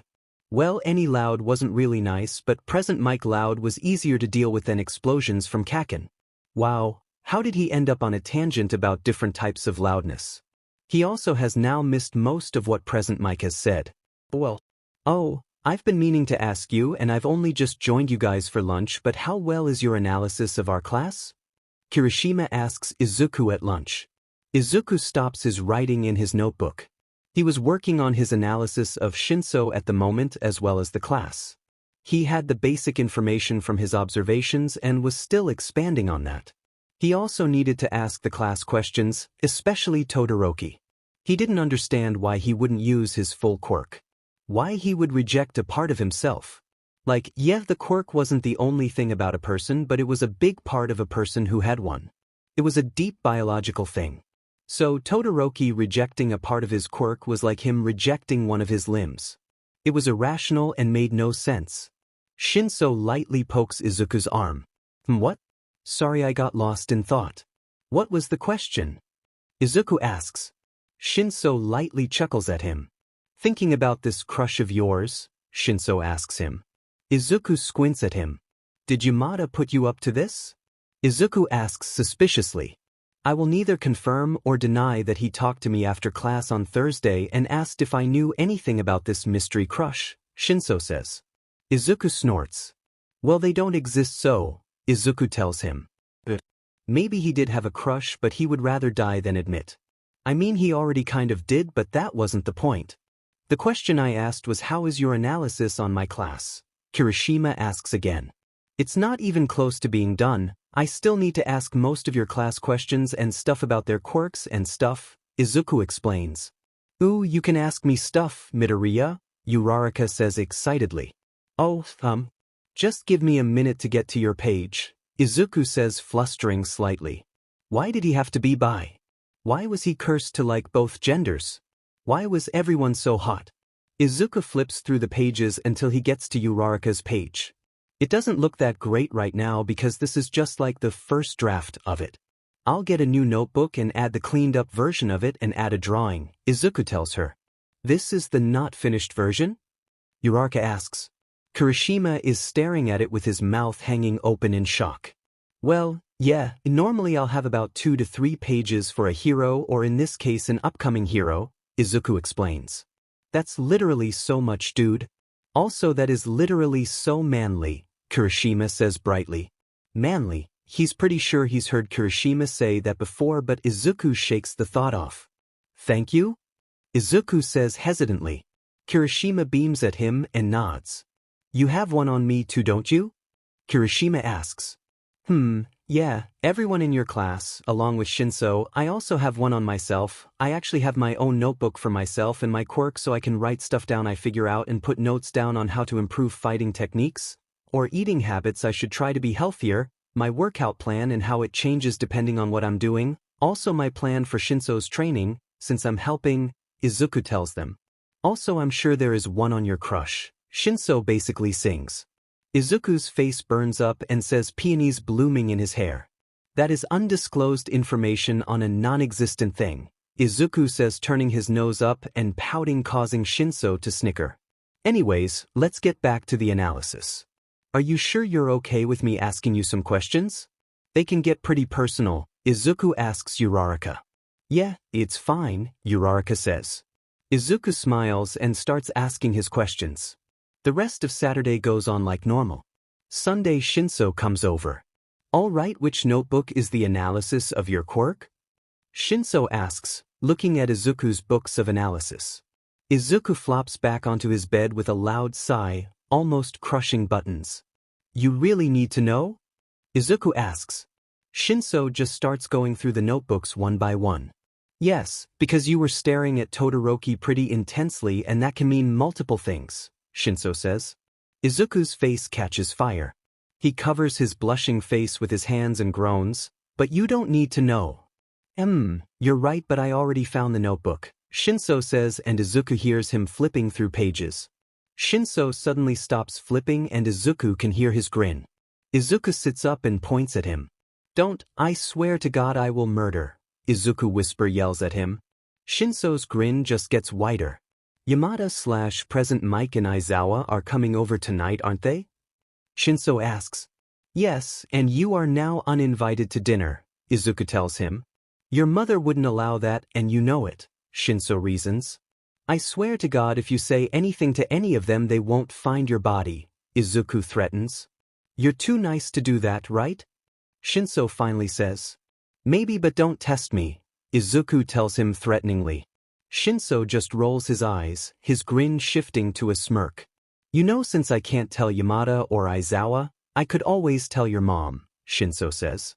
Izuku lunges for him to stop him, but Shinso stands up and sprints out the door. Izuku runs after him. Hey Inko, did you know dash? Izuku cuts Shinso off by covering his mouth with his hand. Izuku, that isn't very nice, Mom says. Izuku breathes and just shakes his head. Shinso licks his hand, causing Izuku to flinch his hand away. Ooh, did you just lick me? Izuku asks, wiping his hand on Shinso's clothes. Shinso doesn't respond and Izuku looks up and realizes what he just did. Mom had just smiled at the antics after Izuku covered his mouth and had gone back to making dinner. Izuku gently grabs Shinso's wrist and pulls him onto the balcony. When they get out, Izuku immediately starts apologizing profusely. Shinso just takes a couple of deep breaths and shakes his head. It's all right, you didn't realize, Shinso says shakily. I should have though, I'm really sorry, I won't do it again, Izuku apologizes again. It's alright, I need to get used to it anyways to be a hero, let's just work on it slowly and not all at once, Shinso says, the shake finally out of his voice. They both hear the knock at the door and look over. It was great that Aizawa was coming over, but the bandages were concerning. He didn't say anything because he knew it would probably bother him. Mom gets out of the kitchen and opens the door and Yamada and Aizawa walk in. Izuku and Shinso lock eyes and Shinso sprints into the room. Izuku follows him and Shinso opens his mouth to say something and Izuku tackles him to the ground.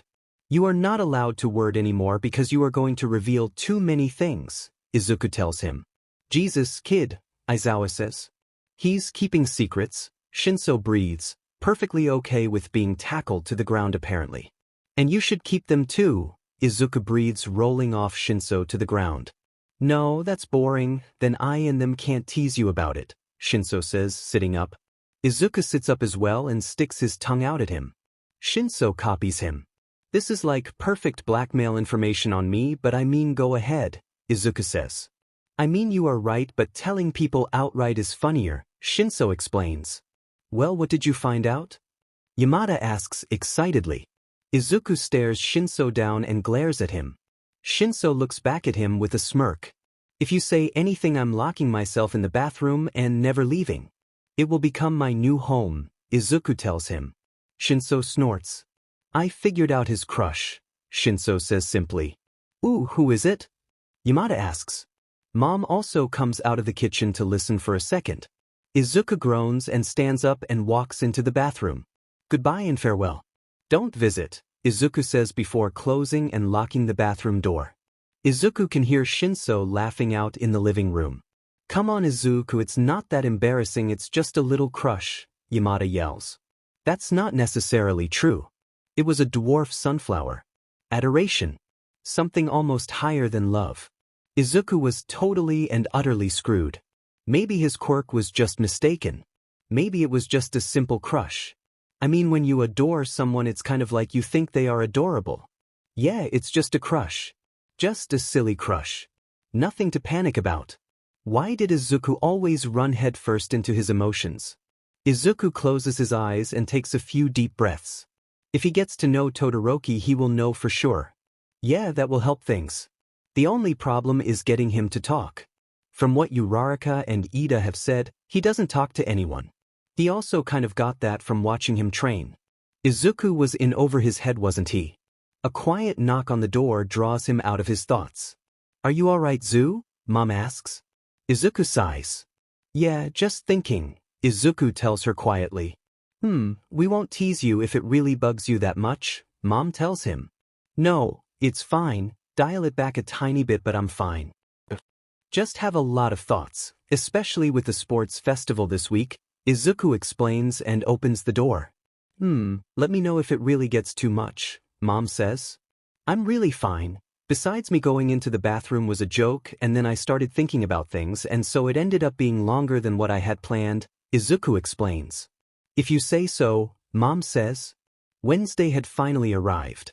Izuku hadn't really been able to get any sleep last night, but he was still ready to finally prove himself. After he discovered that if he was touching someone's skin on skin, he could tell what they were thinking, he could think of a ton of different applications. There was even a flower that meant truth. He could do a lot of interrogations and actually figure out if the person was lying or not. Also, he could make flowers whenever he wanted to, it just did it without his permission when he was having extreme emotions. So he could create a bunch of different flowers and use them to distract or blind people. Besides, Eraserhead fights Quirkless and makes enemies too. Izuku was also good with on-the-spot analysis, so that could help him as well. Izuku walks towards UA in his PE clothes, ready for the day to start. Hey, Shinso, Izuku says, jogging up to him. Shinso had a messenger bag over his shoulder. Izuku himself had a backpack on full of snacks, water bottles, his comfort blanket if he gets too stressed or has a panic attack, and his phone and a charger. Hey Midoriya, are you ready for today? Ready to impress your crush? Shinso teases. Izuku's face only colors slightly, a soft pink. Shinso had figured out what was okay to tease him about and what was too far. I am ready, and no, that isn't even part of my plan. Are you ready for today? Izuku asks, rolling his eyes. Yeah, I'm pretty sure. We did a ton of training and I know more about my quirk than I ever have, Shinso says. Izuku nods his head. Alright, just to let you know and tell you what to do if it happens. If I happen to have a panic attack, take me to the nurse's office. I have a comfort blanket in my backpack, so if you just get that for me and something to drink that should help keep me from dissociating, and maybe chocolate or something which I also have in my backpack if it gets to that point, Izuku explains him. Alright, good to know.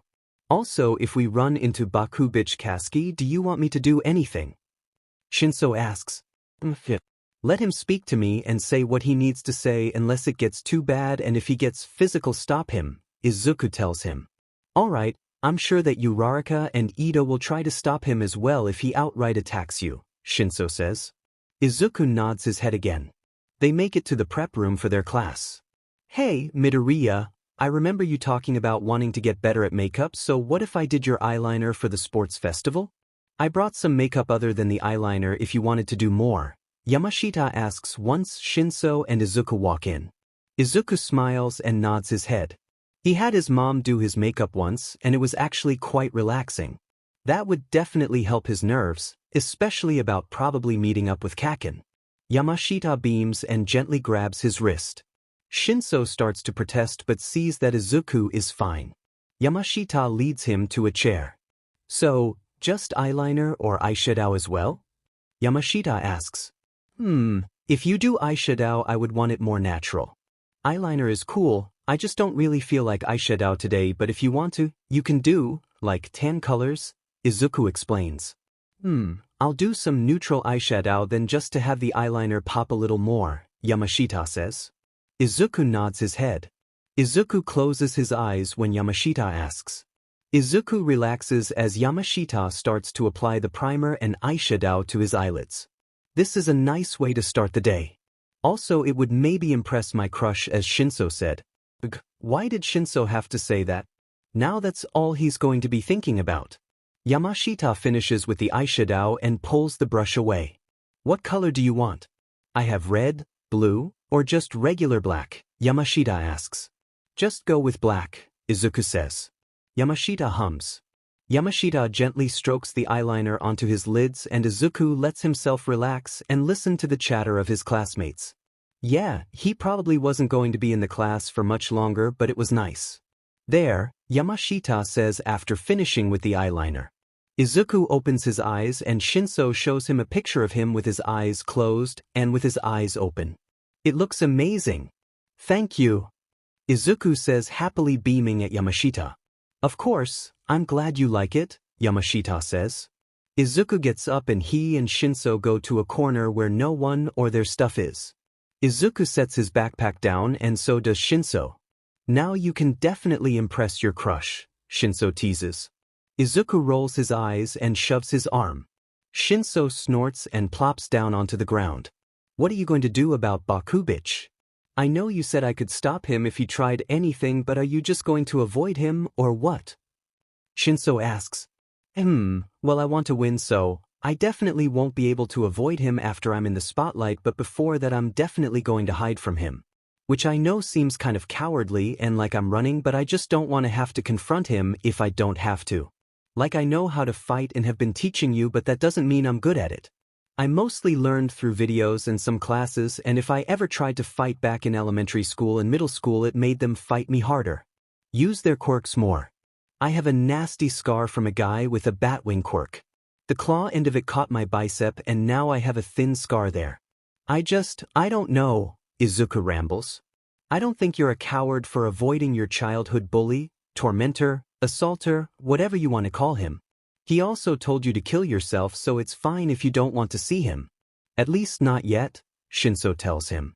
You know, I'm not even really scared about him hurting me, maybe a little bit, but I'm worried about myself forgiving him, Izuku says quietly, blinking away tears. Shinso immediately understands and gently wraps his arms around him. You can forgive him if you want, it's your choice, but I would wait until he apologizes first. Don't just forgive him when he hasn't even apologized, Shinso says. Izuku nods against his shoulder, taking a shuddering breath. Thanks, Shinso, Izuku tells him and pulls back. Oh, by the way, Midoriya, the eyeliner is waterproof, Yamashita tells Izuku with a wink. Izuku huffs a laugh and nods his head. So, what do you think the first event is going to be? Shinso asks him. I'm pretty sure it's an obstacle race, Izuku says. Why do you think that? Shinso asks, confused. Izuku stares straight into his eyes and deadpans. Did you not see the giant track around the main arena or them making it? Okay, yeah, maybe you're right, Shinso chuckles. Hey guys, time to go on. Hinako, their class representative, tells them, peeking into the prep room. Basically everyone in the room sighed or groaned about going out. Hey, after the first event, I'm pretty sure there are food stands and some cotton candy, Izuku tells everyone trying to cheer them up. That definitely got a couple people's moods up. Izuku and Shinso stand up and follow everyone out. Izuku fiddles with his hands nervously, so Shinso gently grabs his hand and holds it.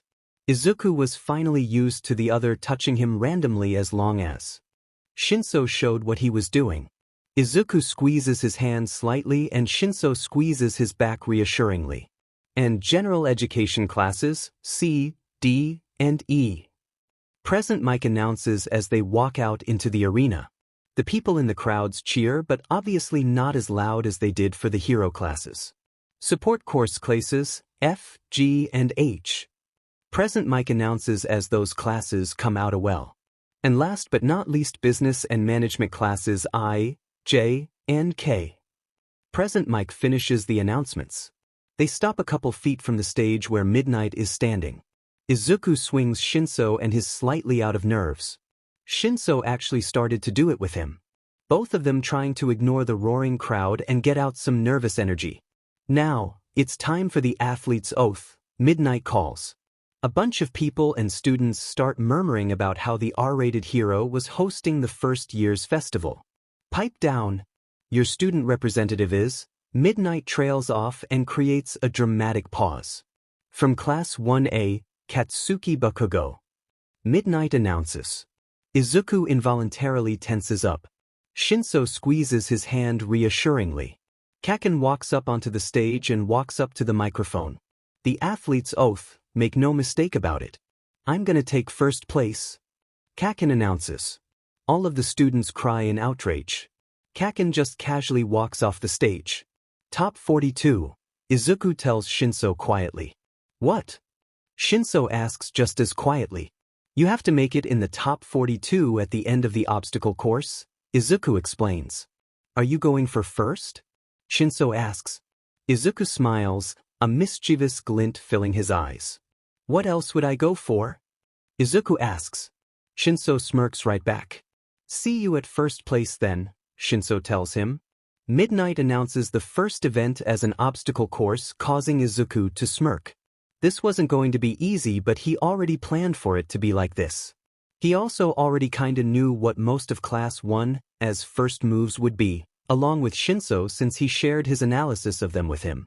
If he was right, Todoroki would try to take out the competition by icing the floor and everyone's feet. Todoroki was too predictable, or maybe Izuku just thought everyone was predictable. Everyone lined up and he looked at the entrance. It was a thin, narrow passage. They were trying to choke the crowd. The beginning was an obstacle. The alarm sounds and Izuku sprints forwards. He bumps into a couple people but decides to ignore it. He feels the slight chill that falls into the air, then jumps. The crackle of ice forming happens right after he jumps. Izuku lands and slips a little but manages to not fall. Izuku regains his balance and goes as fast as he can across the ice. Izuku makes it out of the passageway and jogs towards the open area. He sees ahead that Todoroki freezes the entirety of the robots. Izuku almost stops in awe, wanting to analyze even that move. He's been wanting to analyze everything about Todoroki for a while though. Izuku catches up to the others at the edge as the robots fall to the ground. He jogs towards the edges of the clearing and after a second's thought picks up a piece of the robot. Izuku continues on his way and pushes towards the next thing. A web of wires flow across a canyon with posts in a bunch of random spots. Izuku looks through the ropes and platforms and quickly finds the quickest route to follow. He ties the piece of metal across his back and starts to carefully pull himself across the canyon on the ropes. After crossing the canyon, he makes it to a plain area of dirt and sees Todoroki and Kacchan towards the front. How upset would Kacchan get if he beat him? Izuku smirks, he would be said. So that's exactly what he was going to do.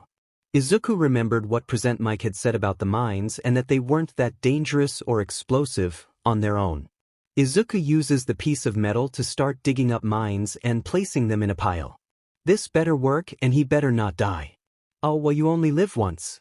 Izuku positions the metal on his chest, crosses his fingers, figures out the correct trajectory and jumps. The mines go off and Izuku blasts off and flies across the field. Izuku lands and rolls in front of Kacchan and Todoroki. Izuku stands and sprints. He turns his head to Kacchan and smiles at him and winks. "You." Kacchan yells and Izuku hears his signature explosions and runs faster. He makes it past the finish line in first place. Izuku leans over onto his knees and breathes. Kacchan passes through as well as Todoroki. "Deku, what the hell do you think you're doing?" Kacchan yells at him. Izuku manages to control his flinch. Izuku watches as people file into the arena again. "What do you think?" Izuku asks him, beaming. "You know what?" Kacchan starts and reaches to grab his shirt. Shinso comes over to Izuku at that time and stands between them staring at Izuku. "Hey, good job on getting first," Shinso told him. "Told you I would do it," Izuku tells him. "Hey, purple bastard. I was talking to him." Kacchan yells. Both Shinso and Izuku ignore him. Izuku's eyes shift over to Todoroki. Todoroki is glaring at him and Izuku quickly moves his gaze back to Shinso. Good job, he said everyone off, but he was proud of himself. What he thought about himself was all that mattered. Kacchan seems ready to attack again, but Midnight calls the top 42 students over to the stage and tells everyone to go up to the stands. The next event is, Midnight pauses for extra dramatism, a cavalry battle. How the point system will work is the last person to come in sits at 5 points and goes up 5 for every one person, making the person in first place worth another dramatic pause, 10 million points. Well, this was a predicament. Izuku was screwed. Midnight goes on to explain how the cavalry battle will go with people in teams of 3 to 4. "Hey, I'll be on your team. Don't panic," Shinso tells Izuku. Izuku takes a deep breath and lets it out, nodding his head. Midnight tells everyone that they have 15 minutes to find their teams and make a plan. "Hey, Midoriya, can I be on your team?" Uraraka asks. "Yeah, of course," Izuku tells her, starting to come up with a plan. They would need one more member to add to their team. Hopefully someone who can move fast. Ida would be good, but it looks like he is going on to Todoroki's team. "Hey, I'm Hatsune, nice to meet you. I would like to be on your team, you can use my babies." A girl with pink hair comes up to Izuku and sticks her hand in his face. Izuku flinches back slightly. Shinso glares at her and she backs up a little. "Okay, you can join the team, what BAs do you have?" Izuku asks hesitantly. Hatsune goes on to explain all of the gadgets that she has on her. Izuku nods along. It would probably be best to use the shoe boosters and jetpack to evade the other teams because Uraraka could use her quirk to make everyone weightless. It would be kind of like skating along the ground. We could also use Shinso's quirk to get other headbands from the other teams. So even if we lose the 10 million band, we will have points to still move on. It could even confuse the other teams if we flip the bands around so they grab a random one and not know what band they are grabbing, Izuku explains. "That sounds great, Midoriya," Uraraka tells him. Hatsune nods and agrees with him. "That sounds good to me," Shinso says, nodding. Midnight calls that it's time to get into formation and ready to go. "Okay, everyone remember that everyone will be gunning after just us. Dodging is our best bet unless Shinso can get them to respond to him, then we can get them to give us their headbands," Izuku tells everyone after getting in formation. "Right?" Uraraka says, nodding her head. Shinso also nods his head. "Gotcha," Hatsune says excitedly. 3. Midnight calls. 2. 1. 4 teams immediately charge towards Izuku's team. "Brace!" Izuku calls. Uraraka and Hatsune turn their heads away as Izuku turns the jetpack on. Uraraka and Hatsune also turn the shoe boosters on to maneuver. When they drop down, they start running. If worse comes to worse, I think I can try and make some ivy. It's hard for me to do a specific plant, but I can do it. We can also use some flowers as a distraction. When they dust away, that would probably make it worse, Izuku explains to them as they dodge people. Shinso gets someone to respond to him and they hand over the band and go to block people or slow them down. Shinso hands the band up to Izuku and he ties it around his neck with his original one, both with the numbers flipped towards his neck. "Du!" Kacchan yells, blasting away from his team. Suddenly Izuku makes ivy down his arms. grabs it then wraps it around Kacchan's arm and tugs. Kacchan almost slams into the ground if not for Zero catching him right before and pulling him back. Izuku lets go of the ivy and his team moves in the opposite direction of Kacchan's team. That was so cool, Midoriya. Uraraka praises him. He blushes lightly but pays more attention to the teams around them. Kacchan will definitely be back. He hates my guts, so Izuku warns them. He's also in but, so Shinso adds, breathing. Izuku snorts. They get another team to hand over their headband and continue moving. Present Mike just said that we have about 8 minutes left. We just have to hold on to these bands and it shouldn't be that hard to keep evading.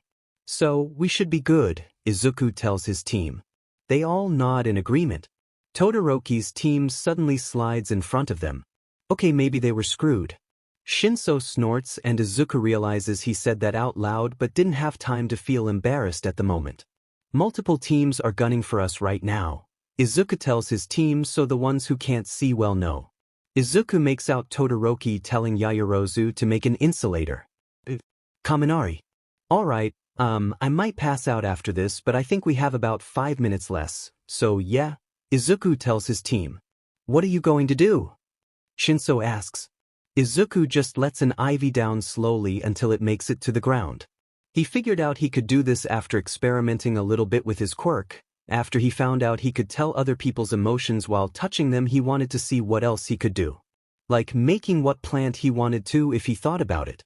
He could also keep the plant and make it like a normal plant, but it really drained his energy. Izuku watches as Yaoyorozu gets ready to pull out the insulator and Kaminari ready to use his quirk when he pushes the ivy up. Kaminari's quirk goes off but instead of hitting Izuku's team it hits the ivy. Izuku lets it drop and feels all of his energy leave his body. Izuku droops slightly. Todoroki freezes the teams behind him but Izuku's team manages to jump and evade the ice. Todoroki grabs some of the frozen team's headbands. Todoroki also freezes an arena around him and Izuku's team, trapping them in and the other teams out. Well if dash. Todoroki, Ida says seriously. I'm going to do something but then I'll be out of commission for a little bit. Be sure to grab the headband, Ida explains vaguely. Ida starts up his engines and bursts straight at them at an impossible speed. Izuku's eyes widen but he doesn't even have time to process what happens before Todoroki grabs a headband from around Izuku's neck. Sheet, Shinso curses. Holy sheet, Izuku says quietly at Ida's intense speed. Yeah, Shinso also agrees. Izuku turns to look at the board. They would be in 4th place. Todoroki got the 10 million headband. He didn't need to be in 1st place. Are you guys okay with settling with 4th place? Izuku asks them. Yeah, as long as we move on I don't care, Shinso says. I want to try and get our headband back from Todoroki, Uraraka says, determined. Then let's try and take the headband back from Todoroki, Izuku says, smirking. You crazy BS status, Shinso tells them while Hatsum laughs in glee. Alright, let's do it then, Shinso says while getting ready to run. Go for his left side, so the red side if y'all can't tell from here. I can't really from how tired I'm right now but it's fine. He doesn't use his fire so he's leaving his left side completely open, Izuku tells them quietly. Got it, Shinso says, since he's at the front leading them. A minute left. Present Mike calls. Izuku's team charges Todoroki's. Todoroki's eyes widen, obviously not expecting them to charge. 40 seconds. Present Mike announces. Izuku smirks, pulling his arm back and punches hard. 20 seconds. Present Mike continues his countdown. Todoroki moves his arm up to block and lights it on fire. Izuku moves his arm out of the way just in time, still grazing Todoroki's jaw. Todoroki looks down to his own arm in shock and Izuku grabs the middle band from around Todoroki's neck. Time! Present Mike yells. Izuku looks down at his hand. The 10 million band. Izuku laughs. His team sets him down and Izuku leans against Shinso exhausted. You crazy BSTRD, you did it, Shinso says. We did it. Uraraka cheers after catching her breath. You also just punched Todoroki, Hatsum points out. I just punched Todoroki and I'm effing exhausted, Izuku says leaning more heavily onto Shinso. In 1st place, Team Midoriya, DMN. That team only has one hero student on it, Present Mike announces. Shinso smirks at that. We just upstaged all of the heroes, Shinso tells him quietly. Izuku huffs a laugh. In second place is Team Todoroki, third is Team Bakugo, and finally in fourth is Team Tetsu. Present Mike finishes his announcement. I'm just gonna take a nap on the ground right now, right here, Izuku says, going to sit down. Shinso stops him and holds him up.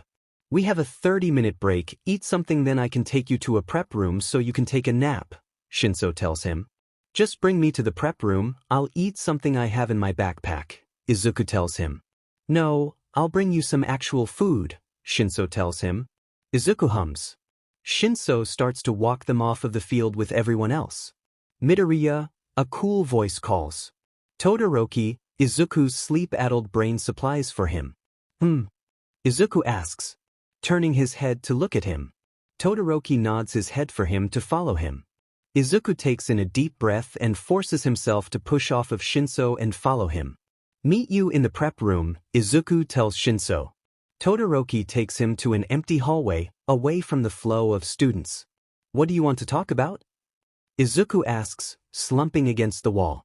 When you attacked me, you surprised me and made me break my own pledge, Todoroki says. Izuku blinks a couple of times. Pledge? Izuku asks, confused. Was he just super tired? Todoroki ignores his question and keeps going with what he was saying before. Aizawa-sensei seems to enjoy you and you don't even call him sensei. You also have that same tired look about you. Are you Aizawa-sensei's secret love child or something? Todoroki asks. Izuku completely stops. He blinks a couple of times. Secret? Love child? No, Izuku says. Todoroki rolls his eyes. That didn't seem like a very convincing. I feel like there is at least something going on there. You know my father is Endeavor, the second greatest hero of all time. So if you're also connected to a powerful hero, then all the more reason for me to crush you, Todoroki says. Izuku's sleep-filled brain finds that hilarious. He would love for Todoroki to crush him. He is quite muscular. Izuku snorts and has to suppress a giggle when Todoroki glares at him. My dad, he's a powerful BSTRD who only thinks of becoming stronger. Yeah, he's gone all out to make a name for himself as a hero, but he's always seen that living legend All Might as a roadblock and an eyesore. My father could never beat All Might on his own. So he came up with another plan, Todoroki tells him. Why are you telling me this? Izuku asks. He was way too tired to be being told someone's tragic backstory. Quirk marriages. You've heard of them, yeah? Todoroki asks. That wakes Izuku up and he stands up straighter. They started becoming a problem during the second and third generation after quirks appeared. Strong individuals would choose a partner and force them into a marriage for the sole purpose of passing on a strengthened version of their own quirk. Those earlier generations were lacking in ethics. With his wealth and fame, my father made my mother's family agree to the marriage. All to get his hands on her quirk, Todoroki explains. Izuku gulps. This was terrible. Raising me as a hero who could exceed All Might just to fulfill his own ambitions. I hate it. Being no more than a tool for that human garbage. As I remember it, Mom was always crying, I can't stand to see that left side of yours, she said, before throwing scalding water in my face. Todoroki says, raising a hand to cover his scar. He lowers his hand again. In short, not using my left side against you was my revenge on him. Never using my rotten father's quirk? No, rising to the top without using it, I'll have denied him everything, Todoroki says. I'm glad you are going to beat me, but your reasoning for not using your quirk is so dumb. I mean, yeah, you hate your father's guts, but you not using his quirk is just letting him control more of your life. I guess I'm glad that you thought you could tell me that. I won't tell anyone else if you don't want me to, but I'm going to eat and take a nap before the final event starts, Izuku tells him and starts walking back inside towards the prep room. Also Todoroki, I'm going to beat you, Izuku tells him. Izuku makes it to the prep room and sees Ida, Uraraka and Shinso all sitting in there eating. Izuku flops down onto the couch and Shino's hands him his food. When did you learn how to do that? I thought your quirk was just flowers, Shinso asks Izuku. Izuku pauses in his shoving food into his mouth. Izuku swallows and answers, after I realized I could figure out other people's emotions if I was touching them with skin-on-skin contact. Izuku continues to eat and finishes his bowl and puts it on the table. Wake me up when the event starts, Izuku tells his friend, then closes his eyes. Izuku is out in a couple of seconds. Hey, Izuku, wake up, Shinso tells him, nudging him slightly. Izuku sits up and rubs his eyes. Is the final event happening? Izuku asks. Yeah, I sent Ida and Uraraka ahead to give you a little bit more time to sleep, Shinso tells him. Thank you, Izuku tells him. They walk out onto the arena to figure out what the final event was going to be. Izuku was pretty sure it was going to be a tournament. It was every year before, so it was probably going to be the same this year. They stop out onto the field and look to Midnight on the stage. But before the final event, I've got good news for those out of the running. Present Mike announces. This still is a sports festival, so we've got recreational activities for all participants. We even shipped cheerleaders in from America to get you pumped up. Present Mike tells everyone. Hope everyone enjoys this little recreational competition. Once that's over, we're on to the final event. Between the 16 members of the 4 winning teams, we'll have a formal tournament. A series of one-on-one battles. Present Mike announces. The matches will be decided by drawing lots. Once that's settled, we'll move on to the festivities, then the tournament itself, Midnight tells them. I expect some of you would rather take a breather and save your strength. It's up to you 16 finalists whether you participate in the fun, Midnight explains. Sick, another nap. Just what he needed. God, he was turning into Aizawa. Izuku looks up at the board to see who he was fighting against after the lots were drawn. He was up against Shinso and he had to fight first. Izuku groans, he was still so tired. Hopefully he had some more prep time. If he made it past that round with Shinso, he would be up against Todoroki, wonderful. He would have to fight against number 1 daddy issues. I mean, Todoroki had a good reason to despise his father. I mean, Izuku already didn't like Endeavor, but now he definitely didn't like him. He could maybe even say he hated him. Some people went to talk to who they were competing against and others started to leave.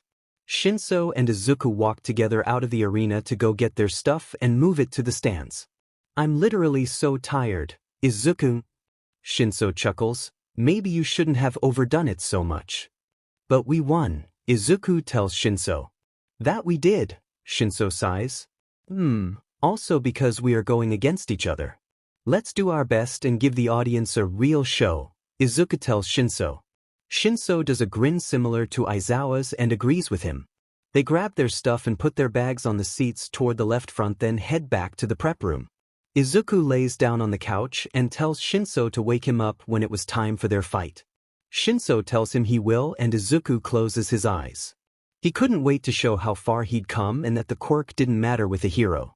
It was the hero's spirit, determination, and drive. Izuku falls asleep to get his energy back for the matches to come. We have 10 minutes, Midoriya, Shinso says, nudging Izuku awake. Izuku groans but sits up. Why couldn't they have given us more time? Izuku asks. Shinso laughs at that.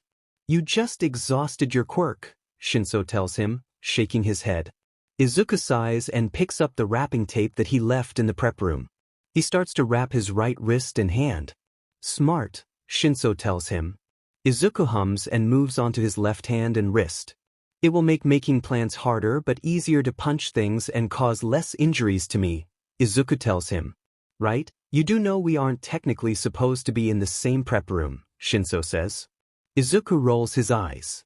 Yeah, I know, but I would rather be with you even though we are going against each other, Izuku tells him. Yeah, I know, Shinso says. Izuku smiles at him. You are too kind, Midoriya, Shinso tells him. That reminds me, call me Izuku, Izuku tells him. Shinso blinks a couple of times. Really? Shinso asks, shocked. Izuku finishes wrapping his hands and nods. Yeah, I mean you were my first real friend. I also trust you, and I mean you've slept over at my house. I basically told you who my crush was. I also told you something that I never told anyone else, and I really trust you. I don't trust people easily. Well, I guess I do, but I also don't, you know? But I want you to call me Izuku, so yeah, Izuku rambles. Shinso smiles and his eyes water. Well, Izuku, call me Hitoshi. Hitoshi says.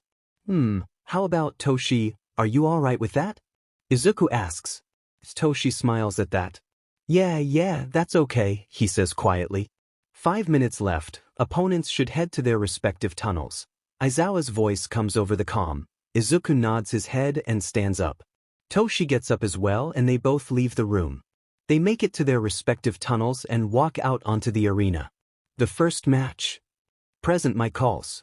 The kid who's won both rounds but is still making a weird face. It's Izuku Midoriya, from General Studies. Present Mike announces. Versus. Someone who won the second round along with Midoriya, it's Hitoshi Shinso, also from General Studies. Mike announces. The rules are simple. Win by knocking your opponent out of the ring, immobilizing them or getting them to, I give up. Bring the pain. We've got our good old recovery girl on standby. And fight dirty if you must. Ethics have no meaning here. Well, of course, going for the kill is a no-no. You'll be disqualified. Because a true hero's fists fly only in pursuit of villains. Present Mike explains.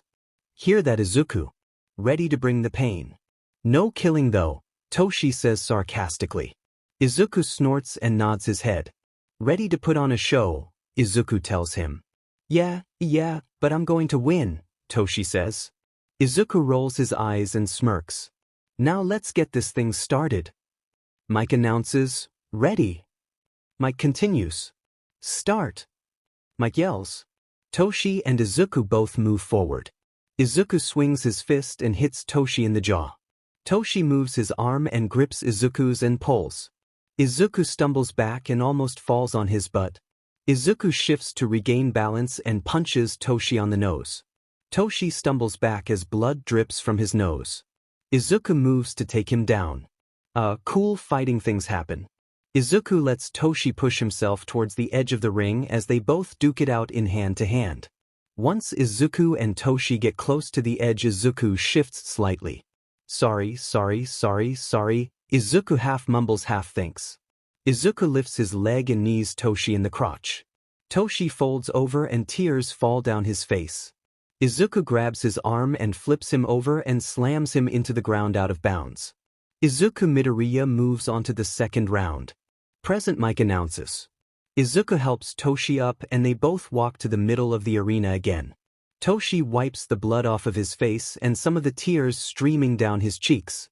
Izuku rotates his wrist. It had a dull ache to it. The crowd claps for them but aren't cheering as loud as they were at the beginning of the festival. Goodness gracious. We're off to an uneventful start. Well, put your hands together for our fierce competitors. Present Mike announces. Izuku and Toshi bow to each other then leave out of the same tunnel. Sorry you couldn't show off your quirk and for kicking you in the D-dash, Izuku tells Toshi quietly once they get into the tunnel. Toshi actually bends over and wheezes once the crowd won't see. You have a strong kick, Toshi wheezes. Izuku winces. I'm sorry, I didn't mean to kick you that hard, Izuku tells him quickly. He also shifts Toshi's arm over his shoulder to help him walk. Toshi leans on him and limps as they walk to Recovery Girl. To be fair, I'm pretty sure you sprained my wrist, Izuku tells him jokingly. Toshi just sighs and rolls his eyes. Yeah, a sprained wrist is so much worse than a knee to the ball, Toshi snarks. Izuku snorts and pushes against him lightly, a soft smile on his face. Izuku helps Toshi the rest of the way to Recovery Girl's temporary office. She looks up at the both of them when they open the door. She stares at Izuku long and hard. Why do I have the feeling you're going to end up here a lot? She asks. Probably because he will. He is a self-sacrificing idiot and has no self-preservation, Toshi tells her, pushing off of Izuku. She just sighs and leads the both of them over to one of the beds in the office. Sometimes I feel like this school pushes you kids too hard, Recovery Girl tells them. More like Izuku pushes himself too far all the time, Toshi jokes. Izuku rolls his eyes but doesn't say anything. Recovery sighs at that then kisses Toshi's forehead then Izuku's. Thank you, Izuku tells her. She nods her head and hands him some gummies. She also hands Toshi some gummies. Yeah, thank you, Toshi mumbles. Izuku and Toshi get up and leave the office. Izuku throws the gummies into his mouth and eats them. He sees Toshi eat them as well. You did really well though, Izuku, Toshi compliments Izuku. Izuku chokes on his own spit and looks over at him. Izuku swallows the gummies and smiles at Toshi. Thanks, you did great too. And don't worry, I'm sure Aizawa will advocate for us to be moved to the hero course, Izuku tells him. Toshi just hums. Izuku flexes his hands slightly. His wrist felt way better and so did his head and the rest of his injuries. Recovery Girl's Quirk really was so cool. Izuku and Toshi make it to where their class was watching the festival. Izuku moves his backpack and sits down. He pulls out his comfort blanket and wraps it around his shoulders. He then pulls out his analyze notebook. He could now add even more to Class 1 as analysis. Toshi sits down next to him and yawns. Do you think I could just sleep for the rest of the time? Toshi asks. Izuku smirks slightly. Yeah, probably, but don't you want to see me kick some butt? Izuku asks. Toshi sighs. You are correct. You better beat Todoroki, Mr. Pretty Boy, so I can see you destroy Bakugo, Toshi tells him. Izuku flusters slightly at the pretty boy comment. Toshi probably only said it since Todoroki is his crush. I already beat Bakugo twice, but it would be funny to win the festival instead of him. Especially because of what he said at the beginning, Izuku tells him. Toshi snorts and nods his head. Really funny, Toshi agrees. Pretty sure you gave Pretty Boy a slide though. When he saw you with the eyeliner it looked like he was going to spontaneously combust, Toshi tells Izuku. Izuku just rolls his eyes. Sure. No, I'm serious. When you looked at him he looked all serious and ready to murder you, but then when you looked away I looked over at him and he looked pretty flustered. I mean, he didn't outwardly blush but his face actually had expression on it, Toshi explains. Izuku just rolls his eyes again. Present Mic announces the start of the next match with Shiro and Todoroki. Who do you think is going to win? Toshi asks Izuku. Todoroki, Izuku answers immediately. Toshi gives him a weird look. Izuku sighs. It's not that Shiro isn't a good fighter, it's just that Todoroki is a total powerhouse. Shiro is also better suited for city areas with tall buildings where he can swing around on. He also needs to get better at hand-to-hand. Most of the class do, they rely too much on their quirks, Izuku explains. Toshi hums. Izuku leans back in his chair as Todoroki sets out a huge glacier after being dragged by Shiro. I now see what you meant by absolute powerhouse, Toshi tells him quietly. Yeah, Izuku breaths. You want to go get something from the food stands while we wait for them to get rid of the ice? Izuku asks. Sure, Toshi says breathlessly, nodding his head. Izuku walked down to the prep rooms to find Uraraka. She did so well in the fight with Kabakugo and Izuku wanted to congratulate her and make sure she was okay. She seemed upset before she passed out. He didn't know how he knew she was upset, he just did. Izuku makes it to the prep room and knocks quietly on the door. He pushes it open and sees Uraraka sitting at one of the tables looking at her hands. Hey, Izuku says quietly. She looks up at him and gives him a wobbly smile. Hey, Uraraka says. Izuku smiles. I just wanted to say you did really good. Good job at keeping Bakugo on his toes. I know you probably are upset about losing, which is totally fair, but I just wanted to say you did really good. I have some things that could help you improve, but I've put them in the analysis that I will give you when I join your class. You did great and you have so much to improve on and I know you're going to become a great hero. I also wanted to leave you with my blanket. I know when I'm feeling down it really helps me. I also brought you one of the foods that really help me, so I just wanted to, help you feel dash. Izuku stops his ramble abruptly when Uraraka hugs him, sniffling. Thank you, Midoriya, Uraraka sniffs, hugging him tighter. Izuku forces himself to relax, despite the crawling feeling on his skin where Uraraka was touching him. Izuku hugs her back lightly, trying not to smash the small cake he brought Uraraka. Uraraka moves back and wipes her eyes. Sorry, I know you don't love it when people touch you, she says apologetically. It's alright. You're upset, I understand, Izuku tells her quietly. Anyway, here, Izuku tells her and hands her the small cake along with his comfort blanket. She takes it and smiles through the tears rolling down her face. Really? Thank you, Midoriya. You're such a great friend, Uraraka tells him. Izuku smiles, oak leaf geraniums blooming in his hair. You're welcome, I have to go now, Izuku tells her. She nods her head and thanks him one more time as he leaves.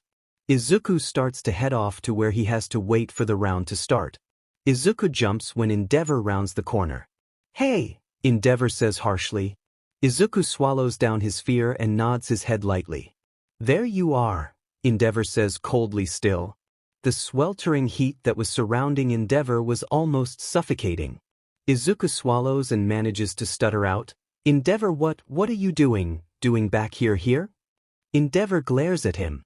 You have good hand-to-hand combat, but your quirk isn't even close to something impressive. You will be an easy stepping stone for my Shoto, Endeavor says coldly, ignoring what Izuku had said. Izuku swallows and ignores Endeavor and pushes past him. He was just a big bully. Just like Kasuke. It felt nice to not listen to bullies. Just for the record, I don't care what you think, Endeavor.